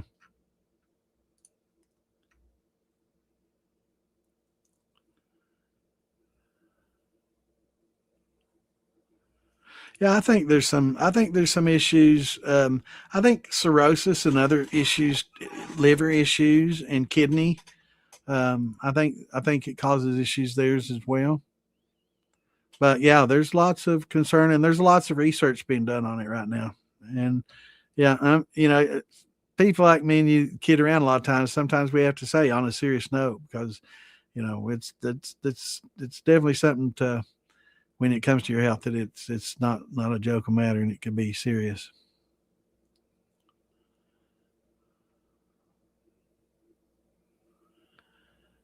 Yeah, yeah, yeah. I can't remember their name either. They come in, and I'll give them a little bit of room, but just enough rope to hang himself. Then they'll hit to punt him.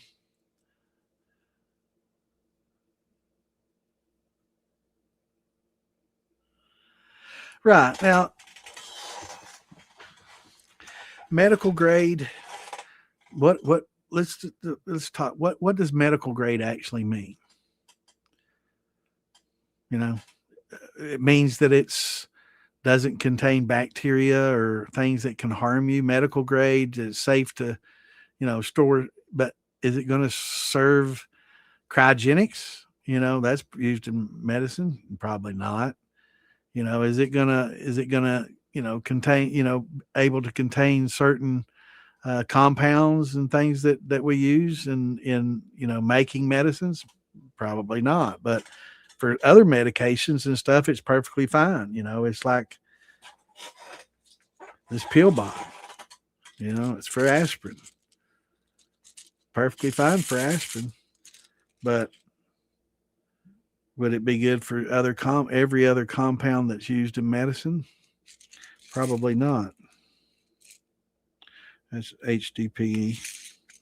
But you know, so medical grade, does that mean it can be used for everything in medical, you know, in the medical industry? Definitely not. There's a lot of things that have to be contained in glass. You know, glass is not really the only thing. And that's, you know, if they could store it in plastic, trust me, they would store it in plastic. But there's certain reagents that have to be stored in glass, because plastics just eat them up, right? So, you know, food grade, medical grade, okay, something food grade. That does that mean you can heat your food in it? No, it means you can store certain foods in it. Now, does it mean you can store all the foods in it? Maybe, maybe not. You know, there might be certain foods that contain, you know, so much acid, that certain types of acid that might break it down. So, food grade, you know, what does that really mean? What, all foods or certain foods? They've tested the specific food that it's in, yes. But does that mean it can be used for everything in the food business? Probably not, you know. So, you know, what does medical grade and food grade really mean? You know, it's, I think it's a marketing, you know, thing, because it's definitely not good for everything in the medical industry, and some of the food grade ones probably not good for every food in the industry. And may not be because it breaks the plastic down. Sometimes it may not keep the food fresh like it should, you know. Things to think about.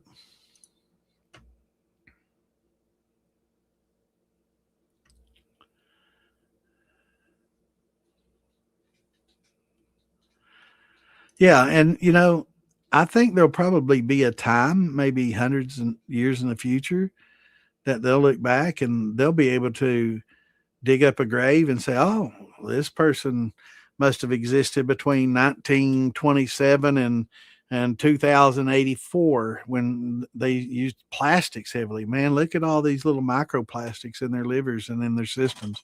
And may be able to, instead of carbon data, it's plastic data, right?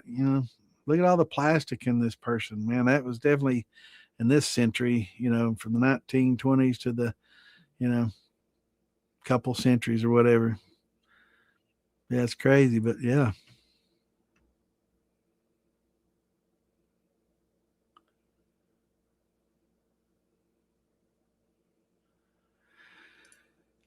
Well, thing about profit margins is competition. And that's what makes America and capitalism so great, is not allowing, people to have monopolies and having competition, because for every price gouging person out there that's wanting to charge more for their product, there's somebody out there who's like, well, I'm going to fuck this dude. I'm going to make the same thing he's making. I'm going to charge 10% less and he won't sell a motherfucking bit. And I'm going to make all the money. And they do. And all of a sudden, that person that's got the higher price, well, I can't believe he came into my market, stole my idea, and now he's selling it cheaper than me. Damn him. What am I going to do? I'm going to either go out of business, or what am I? I'm going to lower my prices on him. And that works. That's how capitalism works. So that's the balance. And that's why we can't allow some of these mergers of these companies that try to take over and corner the market. That's why that's why we have Congress step in and say, no, we're not going to allow this merger. We're not going to allow you to monopolize and price gouge. And that's what keeps the competitive spirit alive. And we can't allow that. So that's why Congress sometimes blocks these mergers and businesses. Well, I'm just going to buy that guy out. He ain't going to undercut me. I'm going to buy him out and then raise my prices back up. No, we're not going to allow you to sell. Well, that's not the American way. Yeah, it is. That's part of it. And that's why socialism doesn't work, because, socialism is, you're going to only make this amount of profit and that's it. And people lose, who's going to want to go to college and spend 8 more years and 12 more years becoming a doctor and a medical doctor and spend hundreds of thousands of dollars doing all this if they're only going to make 65 a year and or 125 a year? That they have to have some kind of compensation to dedicate all that time, or else they're going to be like, well, I can just make 20,000 less doing this and not even, waste my time. And that's where socialism just doesn't work. And it always ends up with monopolization, greed, and government running things. And then it turns into totalitarianism, where they tell you what you're going to do and you're going to like it, or, we'll put you on the line and shoot you, or we're just going to put you in a work camp, because you're going to do it our way. That's always what happens when you go from socialism, goes to communism, to totalitarianism. And it's just not good. That's why we've been able to have such a good country. That's how it works. That's what makes ours work is competition, right? And people, capitalism and people undercutting. Well, I'm going to do it. I'm going to make it cheaper. Well, and that competition keeps the prices down, and it makes it competitive markets. And that's the best way, So we've seen all the different forms over the thousands of years, and we have come up with the best way if we can keep it. That's going to be the problem.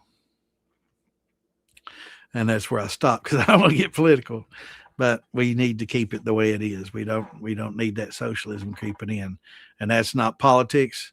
That's common sense. It doesn't work. It's never worked. It's not good. And the only thing it's going to do is raise your taxes and put you more under somebody's thumb than you ever dreamed of. So it doesn't buy you freedom. So don't let them kid you about the free lunches that Mondami and all them are promising. I don't care what party it is. It don't work. And you can see a lot of businesses moving out of New York and relocating other places, because they're not going to pay those unfair taxes anymore, because they don't have to. They can move. That's the capitalism at its finest. So that's what happens. Everybody moves out, and they have to keep increasing taxes to feel that burden, where the people that paid the brunt of the taxes before, all these big industries that paid all the taxes, everybody thinks that everybody pays all the taxes, and our little bit of income tax that we make is a middle income. No, we don't pay shit for taxes compared to what the rich and the industries pay. They pay most of the taxes, whether you realize it or not. They're not exempt like everybody says. Oh, they don't pay no tax at all. They do. They pay lots. They pay the major brunt of them. Do the research. It's a fact. So they move out of New York. then the middle class takes a big hit because they got to pick up and pay more taxes than they ever have because they've lost their big share of the taxpayers in a lot of their big businesses. And you're going to see that happen in New York, and it's going to hurt them. Hopefully we get things turned around because it's going to be the ruination of one of the biggest city. It's crazy things that are happening. It's just that makes sense to me, and I'm not getting political, but it seems what logic has been lost. It's good. What was once good is now considered bad. And what was once bad is now, it's like everything's turned backwards and they've convinced people that things are good. It's just crazy. Our times are crazy. And I like this because this our escape away from that. So let's not talk about it. Yeah, glass is definitely, and I'm getting way behind ranting.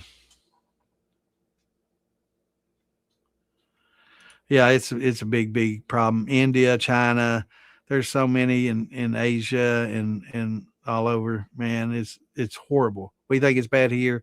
You go there and our cities are getting bad too. But you go to some of these places and it's like, wow.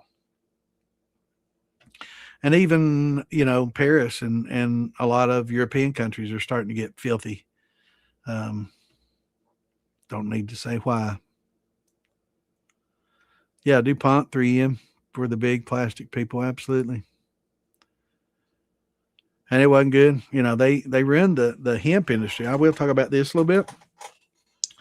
The hemp industry, there used to be a thing called hempcrete, and hemp was combined with the concrete, and it would make a really good concrete mix. And they got away from it. They used it in the old world and lots of other places, but because the DuPonts and them got rid of all the textile industry, got rid of all the hemp products because it was a competition for the rayon and polyester that DuPonts were coming out with. That all the clothes and all the bags and everything could be made with rayon and polyester and all this, and it was great. And that's why they started the marijuana madness and and tried to make it look bad and give it all a bad name and pretty much outlawed except for rope for the war use. And that was about it. Hemp was out. And that's why they made the reefer madness shit, to get rid of it. And they spent a lot of their money getting hemp out of the markets because it was a better alternative. There was a lot of good clothing made from hemp. It's kind of like cotton, cheap, very, very cheap to grow, very durable.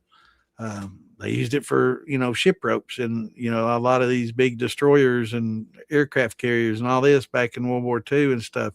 They used hemp ropes for anchors and stuff, right? We grew a lot here in Kentucky. It's one of the largest growing places in the nation. But, hemp got a bad name. Now hemp is back and you can take the, I can't remember what they call it. It's the center part of the plant and pulverize it and mix it into, it's a fibrous cement. And it makes one of the best cements and it lasts much longer than just regular concrete. And some of these houses that were built a century ago, 2 centuries ago, 3 centuries ago, that are 800,000 years old, 10 centuries, made with some of that hemp fibrous stuff are still there, and replicating, a lot of the concretes and stuff that, I'm having heads bouncing, but some of the concretes and stuff they made back in the day and some of the roads, we can't even reproduce those today, man. So technology is not always going forward, is it?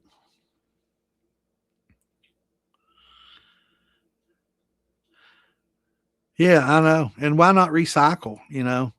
I guess, here we had to offer 5 cents. Remember, 5 cents a bottle. You return your bottle, you get 5 cents. We had to give people an economic incentive to recycle. It wasn't just good enough you was helping Mother Earth. No, that's not good enough. You have to give them a nickel and they might do it. And otherwise, they're just going to throw it down, and throw it in the landfill and it won't do any good. I say every garbage truck should back up and dump their load into a conveyor that has people sorting it. And, the organic stuff just has to get washed down and used for, I guess, fertilizers and other things, but break down every plastic, every bottle, every paper product, try to separate it all out, and it should be. I think eventually it'll be a law. If we find plastic in your garbage can, you're going to be fined. If we find glass in your garbage can, you're going to be fined. And if you don't put the glass in the glass bin, the plastic in the plastic bin, the paper in the paper bin, you're going to get fined. So there's an economic incentive, right? And instead of rewarding you, it's going to penalize you. So eventually that's what it's going to be, and probably rightfully so. People don't like it, but if that's what it takes, maybe it's a different type of financial incentive, right? But a lot of farmers and people that have gardens compost. They know to take all that food waste, all that stuff, compost it, plastic, glass, paper. I know a lot of people put paper in a pulp pit. They got a barrel with water in it. They throw it in there and stir it up, make pulp. They press that out. You can make logs to burn in your fireplace with the free paper that you get every year. Newspaper, ads that you get in the mail. Just break the plastic off the glassine envelopes, glassines off the envelope. Throw it all in there, pulp it. You can make it. You can wipe your ass with it if you need to. But I think eventually we're going to have to get to that.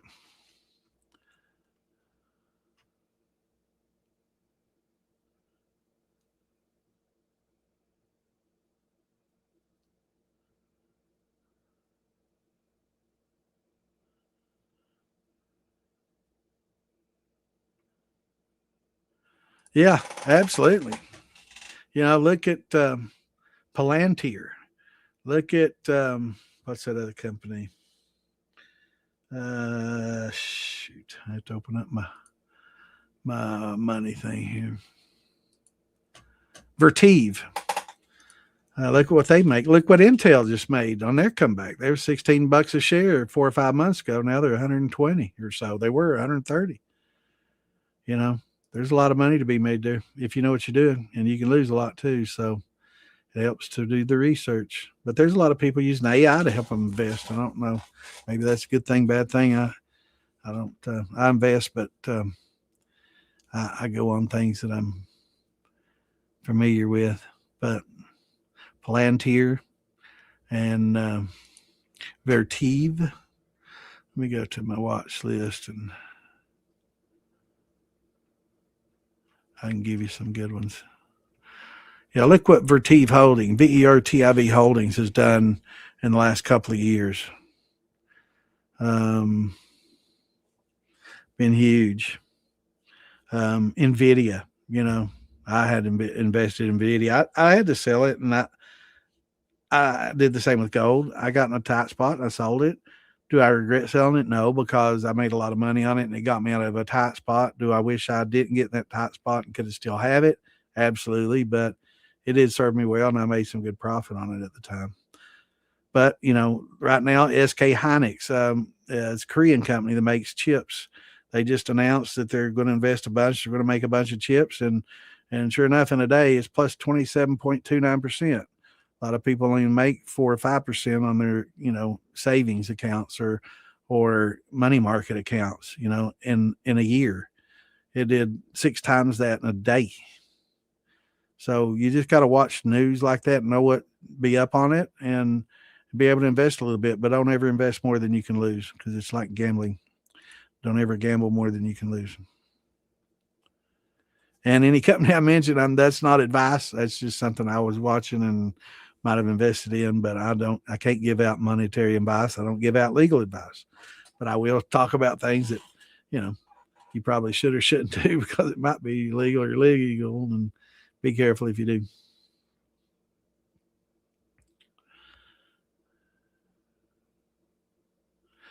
That's right. And, that's something too, a lot of people have a lot of sympathy for migrants. And these people need to come here. It's a better way of life for them and all that. And it's great, for them, but it drags our country down for us to have to try to put them on our welfare system. It drains our system. So we're better able to function strong and be economically strong and help them in the country where they are than it is to have them all come here and drain our economy to where and it is. That's the big thing. So it's much better for us to be a strong economy and help them where they live and help them with a better life. And should tax dollars go to that? Probably not. A lot of churches should pick up. I hear the Vatican getting involved in a lot of politics and stuff.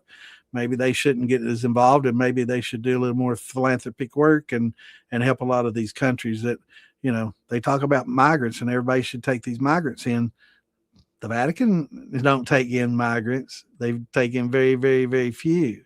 So, kind of do as I say, not as what we do kind of thing for them. And, you know, think about it that way. So they do a lot of pointing, finger pointing, but when it comes down to it, how many million have they taken? No, they don't. They might take a few Orthodox Christians and stuff in that are migrant and for asylum purposes that are endangered, but you don't see them taking on mass. Yeah. So a lot of people sometimes on the surface they're one thing, but when it comes down to it, they're not quite the same. They'd like to point fingers a lot, though. And I'm not nothing against Catholic religion at all. I think it's any good Christian religion is great, but I think that sometimes they need to practice what they preach a lot, and they don't. I think it's like, certain parties, want to put a lot of migrants in certain colored states. And when somebody said, okay, well, we're going to send these migrants to Martha's Vineyard, all of a sudden that wasn't acceptable anymore. So a lot of people say, oh, welcome them in. Okay, well, we're going to put 5 of them in your home. Well, no. Okay, well, where are we going to put them? We don't have enough jobs for them. And I hear a lot of people saying, well, we got a lot of low end jobs. We need farming done. And we can't get regular people to farm anymore. We need them in here to farm. Well, a certain party said that back during the slave days, thing being about cotton. We need those low wage earners to come pick our cotton during slave days, right? Yeah, that's basically the same thing they're saying about bringing in migrants too, to replace lower wage workers. They just want slaves. That's greed. We don't need them. We can help them in their country better, and we can help their countries be better and be more productive. That's what has to be done. We can't just bring them all here. Be great, but to say, I just want world peace and for everybody to get along, and we should just bring in all the migrants in here and take care of them and nurture them, you just sound like a dumb blonde in a beauty contest, which is clueless to how the world works. We can't do that. Sorry, but those are the hard truths. Some people can deal with it. Some people can't, but it is the facts. And as long as our economy is booming and we're a very productive country, we can help a lot of people. But when we're dragged down and our economies, we can't afford to do it. Our medical, we can't afford to give them all Medicaid and Medicare. That's pretty much close to being tapped as is. We can't allow them to have our Social Security. That's pretty much tapped as is because of the greed of the government and both sides. So it puts too much a drain on very sensitive areas of our society, and we just can't have it. I mean, that may sound bad, and if so, I'm just a horrible person, but whatever.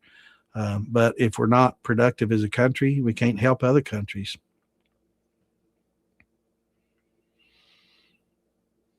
Yeah, it's great to be a day trading.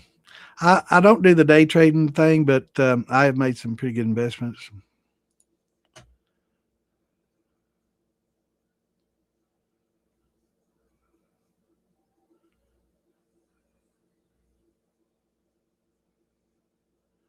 Yeah, and we do have to clean the country up. We definitely do. I mean, and I'm not pointing fingers at a certain society or certain groups of people, but look at London, Paris is a perfect example. LA, New York.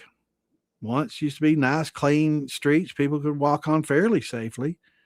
Now it's dangerous. You got certain areas that you can't go to. Well, New York, I guess LA's always had the crime areas that you shouldn't go to, but London and Paris, they never had those areas like that.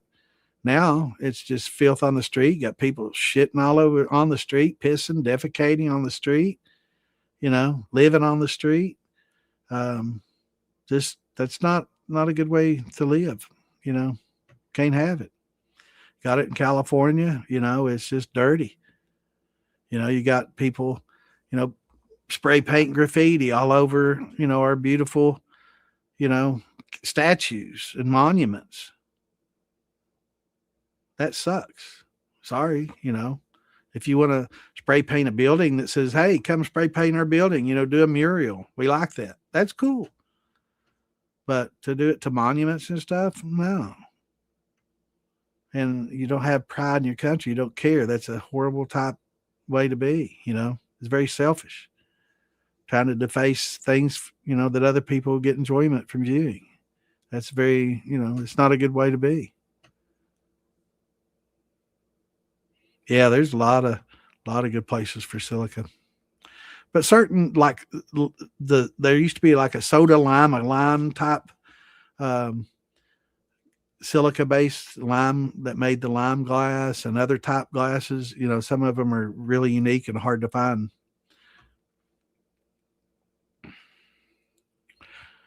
Absolutely. Yeah. Polyester, rayons. Horrible.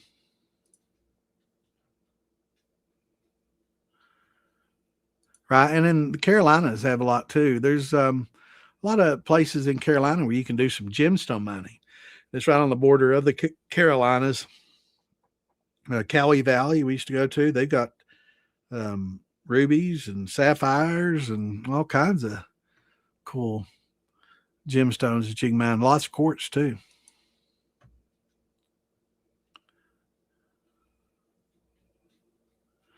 Doesn't help gout. Oh wow. What is does salt help? Does that what salt helps? I'm Googling it. I think it does. Or maybe that's goiters. No, it's the opposite. No, salt's not good for it. What is that salt's good for? No, it's the iodine in the salt that's good for something. Oh, well. But yeah. Yeah, you don't want gout's the worst thing.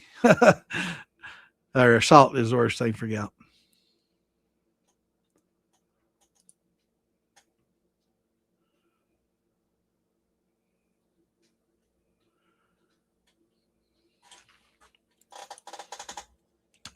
Need to read more about gout. I think I'm confusing it with something else.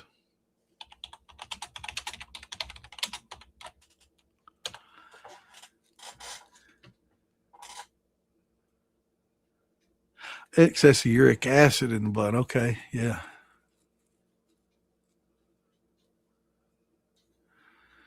Yeah. From kidney problems. Yeah. Failure to excrete enough uric acid. Okay.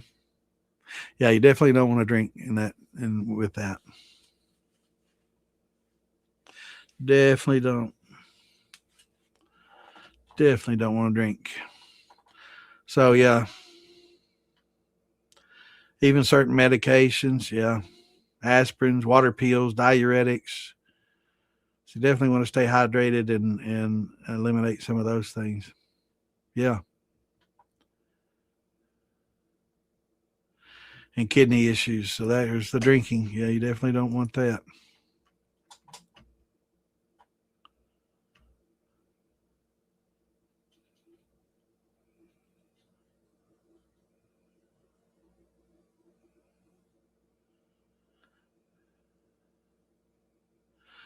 Oh yeah. I mean, look at you know, it's amazing how much clothes I've got way too much, and I don't get rid of anything. I might get skinny again, by God. I might be able to fit in them jeans again.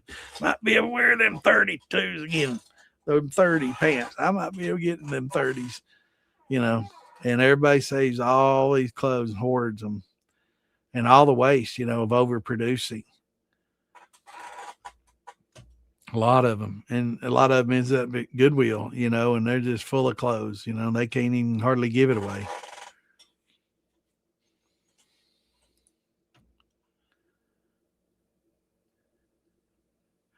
What's going on, Joe?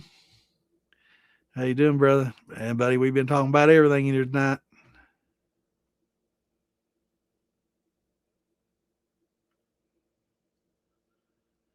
Really? That's interesting.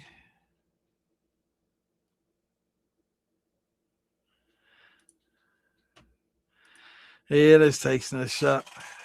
Shadow popped in here Saturday. He's got a lot on his table, man. He's got a lot of things going on with his family and got to deal with some issues and personal issues, health issues of his own that we know that he dealt with in the past, but it's more than just his health issues. So he's got other things to deal with. And so he's going to pop in here from time to time, but he's got to take care of business at home. And, kind of like you, Mr. Clint, we love you and love having you here, but anytime you got to take care of business, you got to take care of business. So definitely miss him, miss you when you're not here, brother.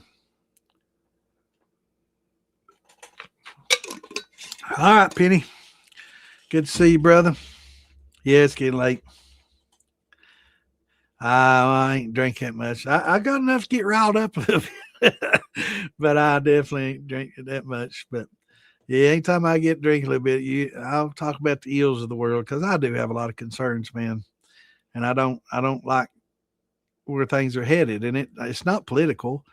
Unfortunately, the media and thing want to make it all political because they want to keep us divided because a divided country can't ever, decide on anything and are easily taken over, especially if you propagandize, brainwash, and try to, that's part of the techniques of brainwashing is to make things that are right seem wrong, wrong seem right, and it loses people kind of lose their sense of reality and stuff, and especially the more they play into it, read into it, and let themselves be consumed by it.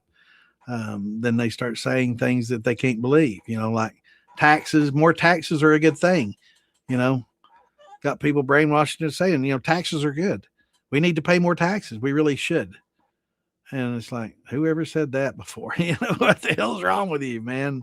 We need to work out a way to get less taxes. So,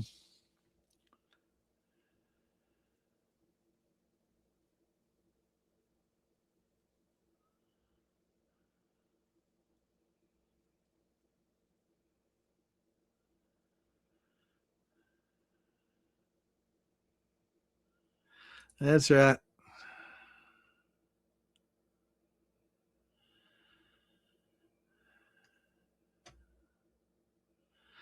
All right. Is that liking or licking? I'm pretty sure it says licking. Yeah, it's about that time.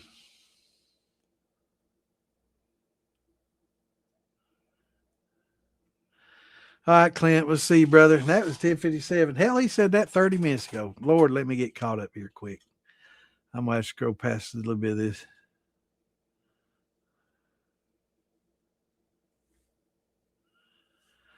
Yeah, definitely research it. I'll try to find that site that talks about all the different plastics and the solvents that will break down certain plastics. It's very interesting. And it was a industrial. I mean, it was a chemical place that did the research. It wasn't just some backwoods.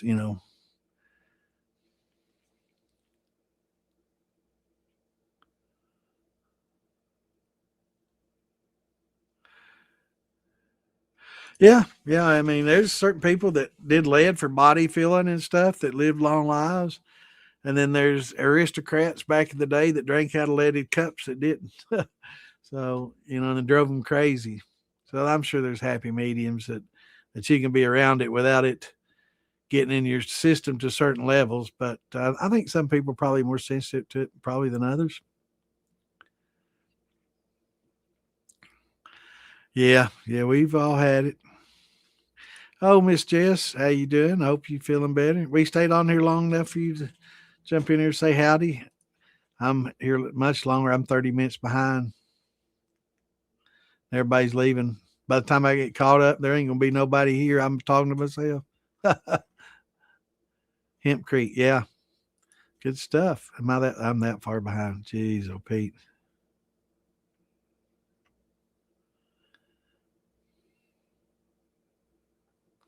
A lot of hate, brother. It sure is.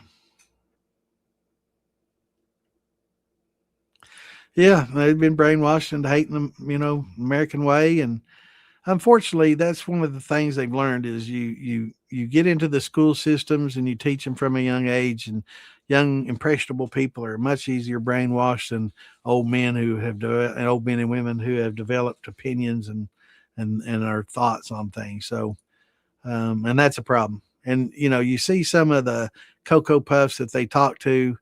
Um, I saw something behind me. That's Ann. So, and you're like, and these are the people teaching our children. And it's like, oh my, we are in trouble. We need to really sit down and look at our educators and do a lot more scrutinizing on who we have educating our children and what they're saying and what kind of books they're being allowed to read in the libraries. Yeah, yeah, we need to. Yeah, I wasn't aware of that. Yeah, I was thinking it was something else. What I think I was thinking of goiters and not gout.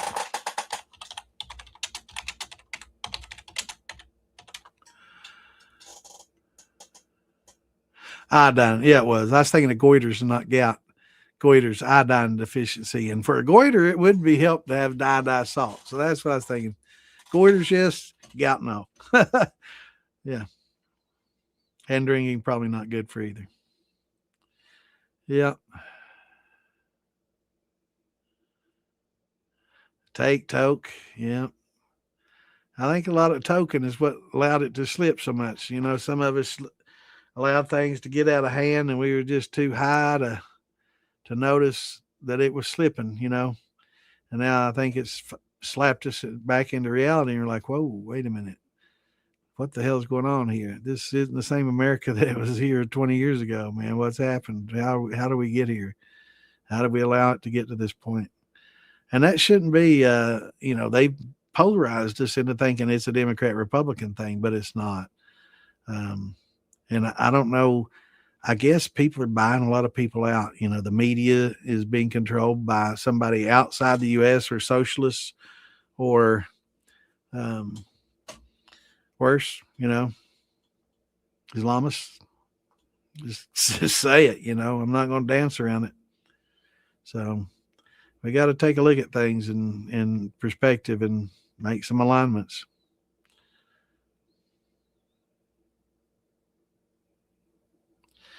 All right, y'all. It's 11:34. That's hell spelled backwards if you turn it upside down.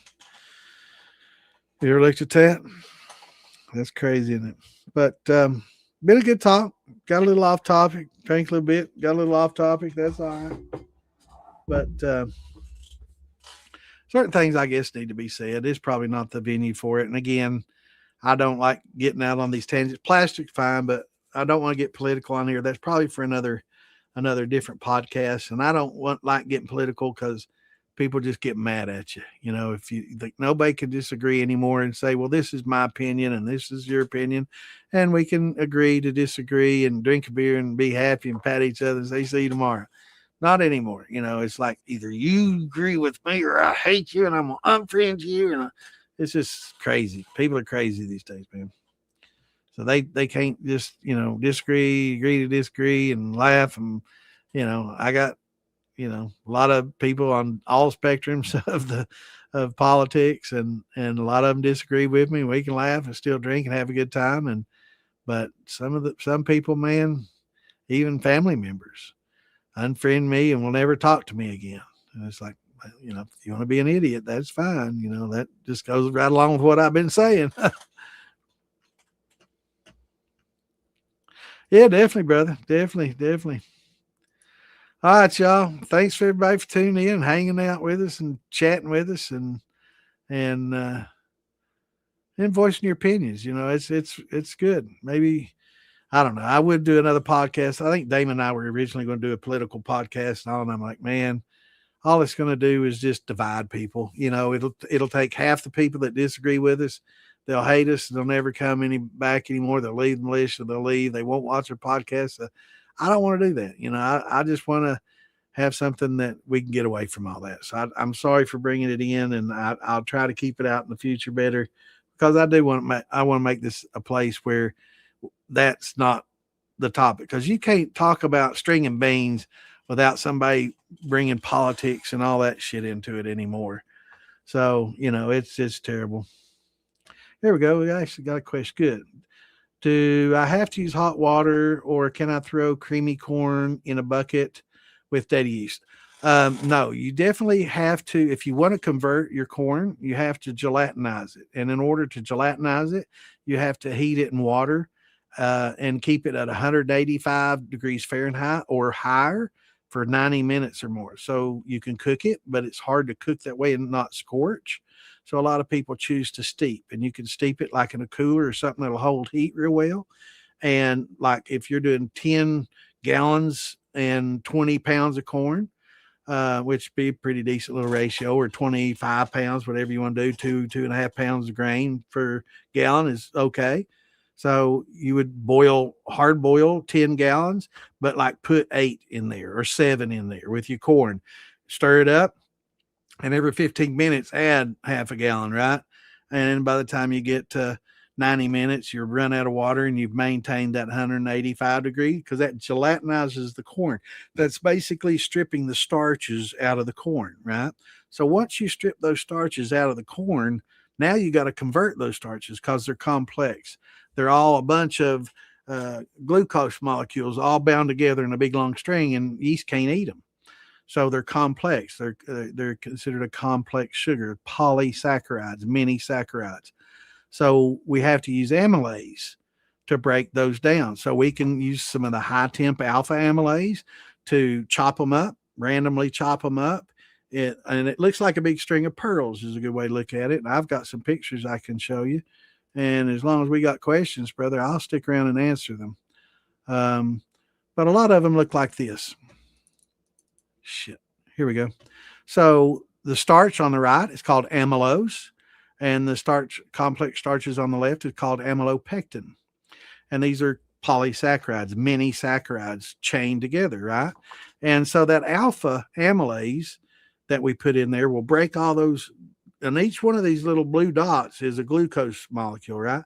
So the alpha amylase will go in there and it'll chop these up randomly everywhere and make them less complex, and they become what's called an oligosaccharide. So, or a trisaccharide or disaccharide. Some of them get chopped up into 2s or 1s or 3s, but most of them are still complex and you can't eat them.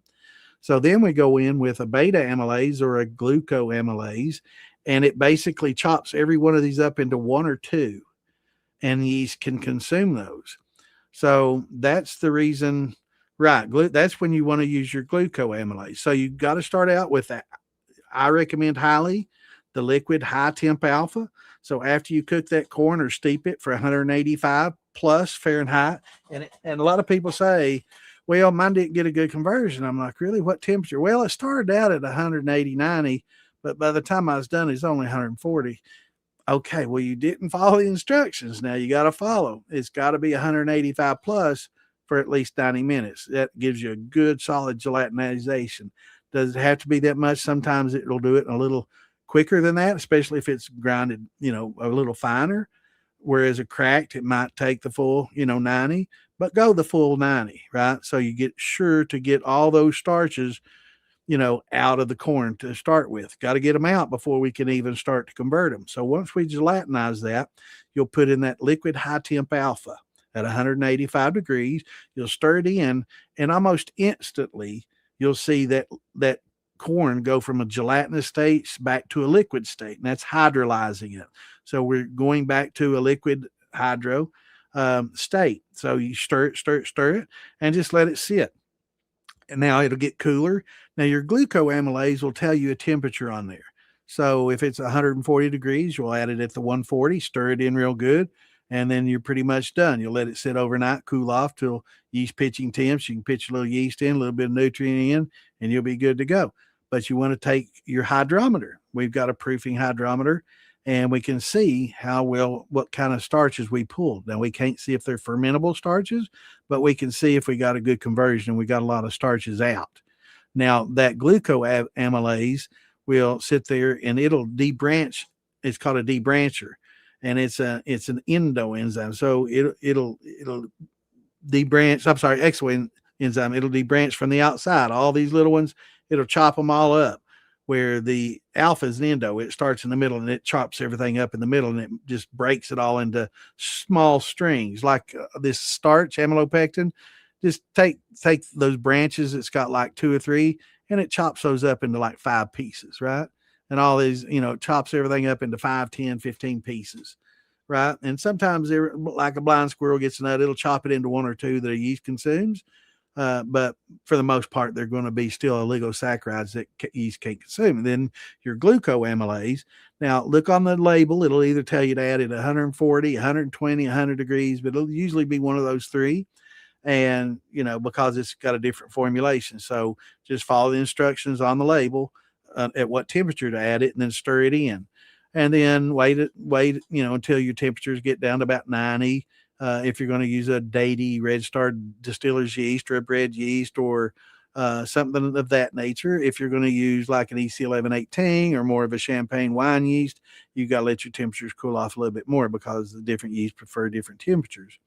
But yeah, and then you'll get a good conversion. You can test it with iodine and see if you got starches present or not. If it turns real dark, you still got starches present. If it stays kind of orangey, you don't. So it'll get a dark black bluish if there's still starches present. You don't have to do that, but definitely get you a hydrometer. And it's a triple scale hydrometer, not the proofing one. And it'll help you measure how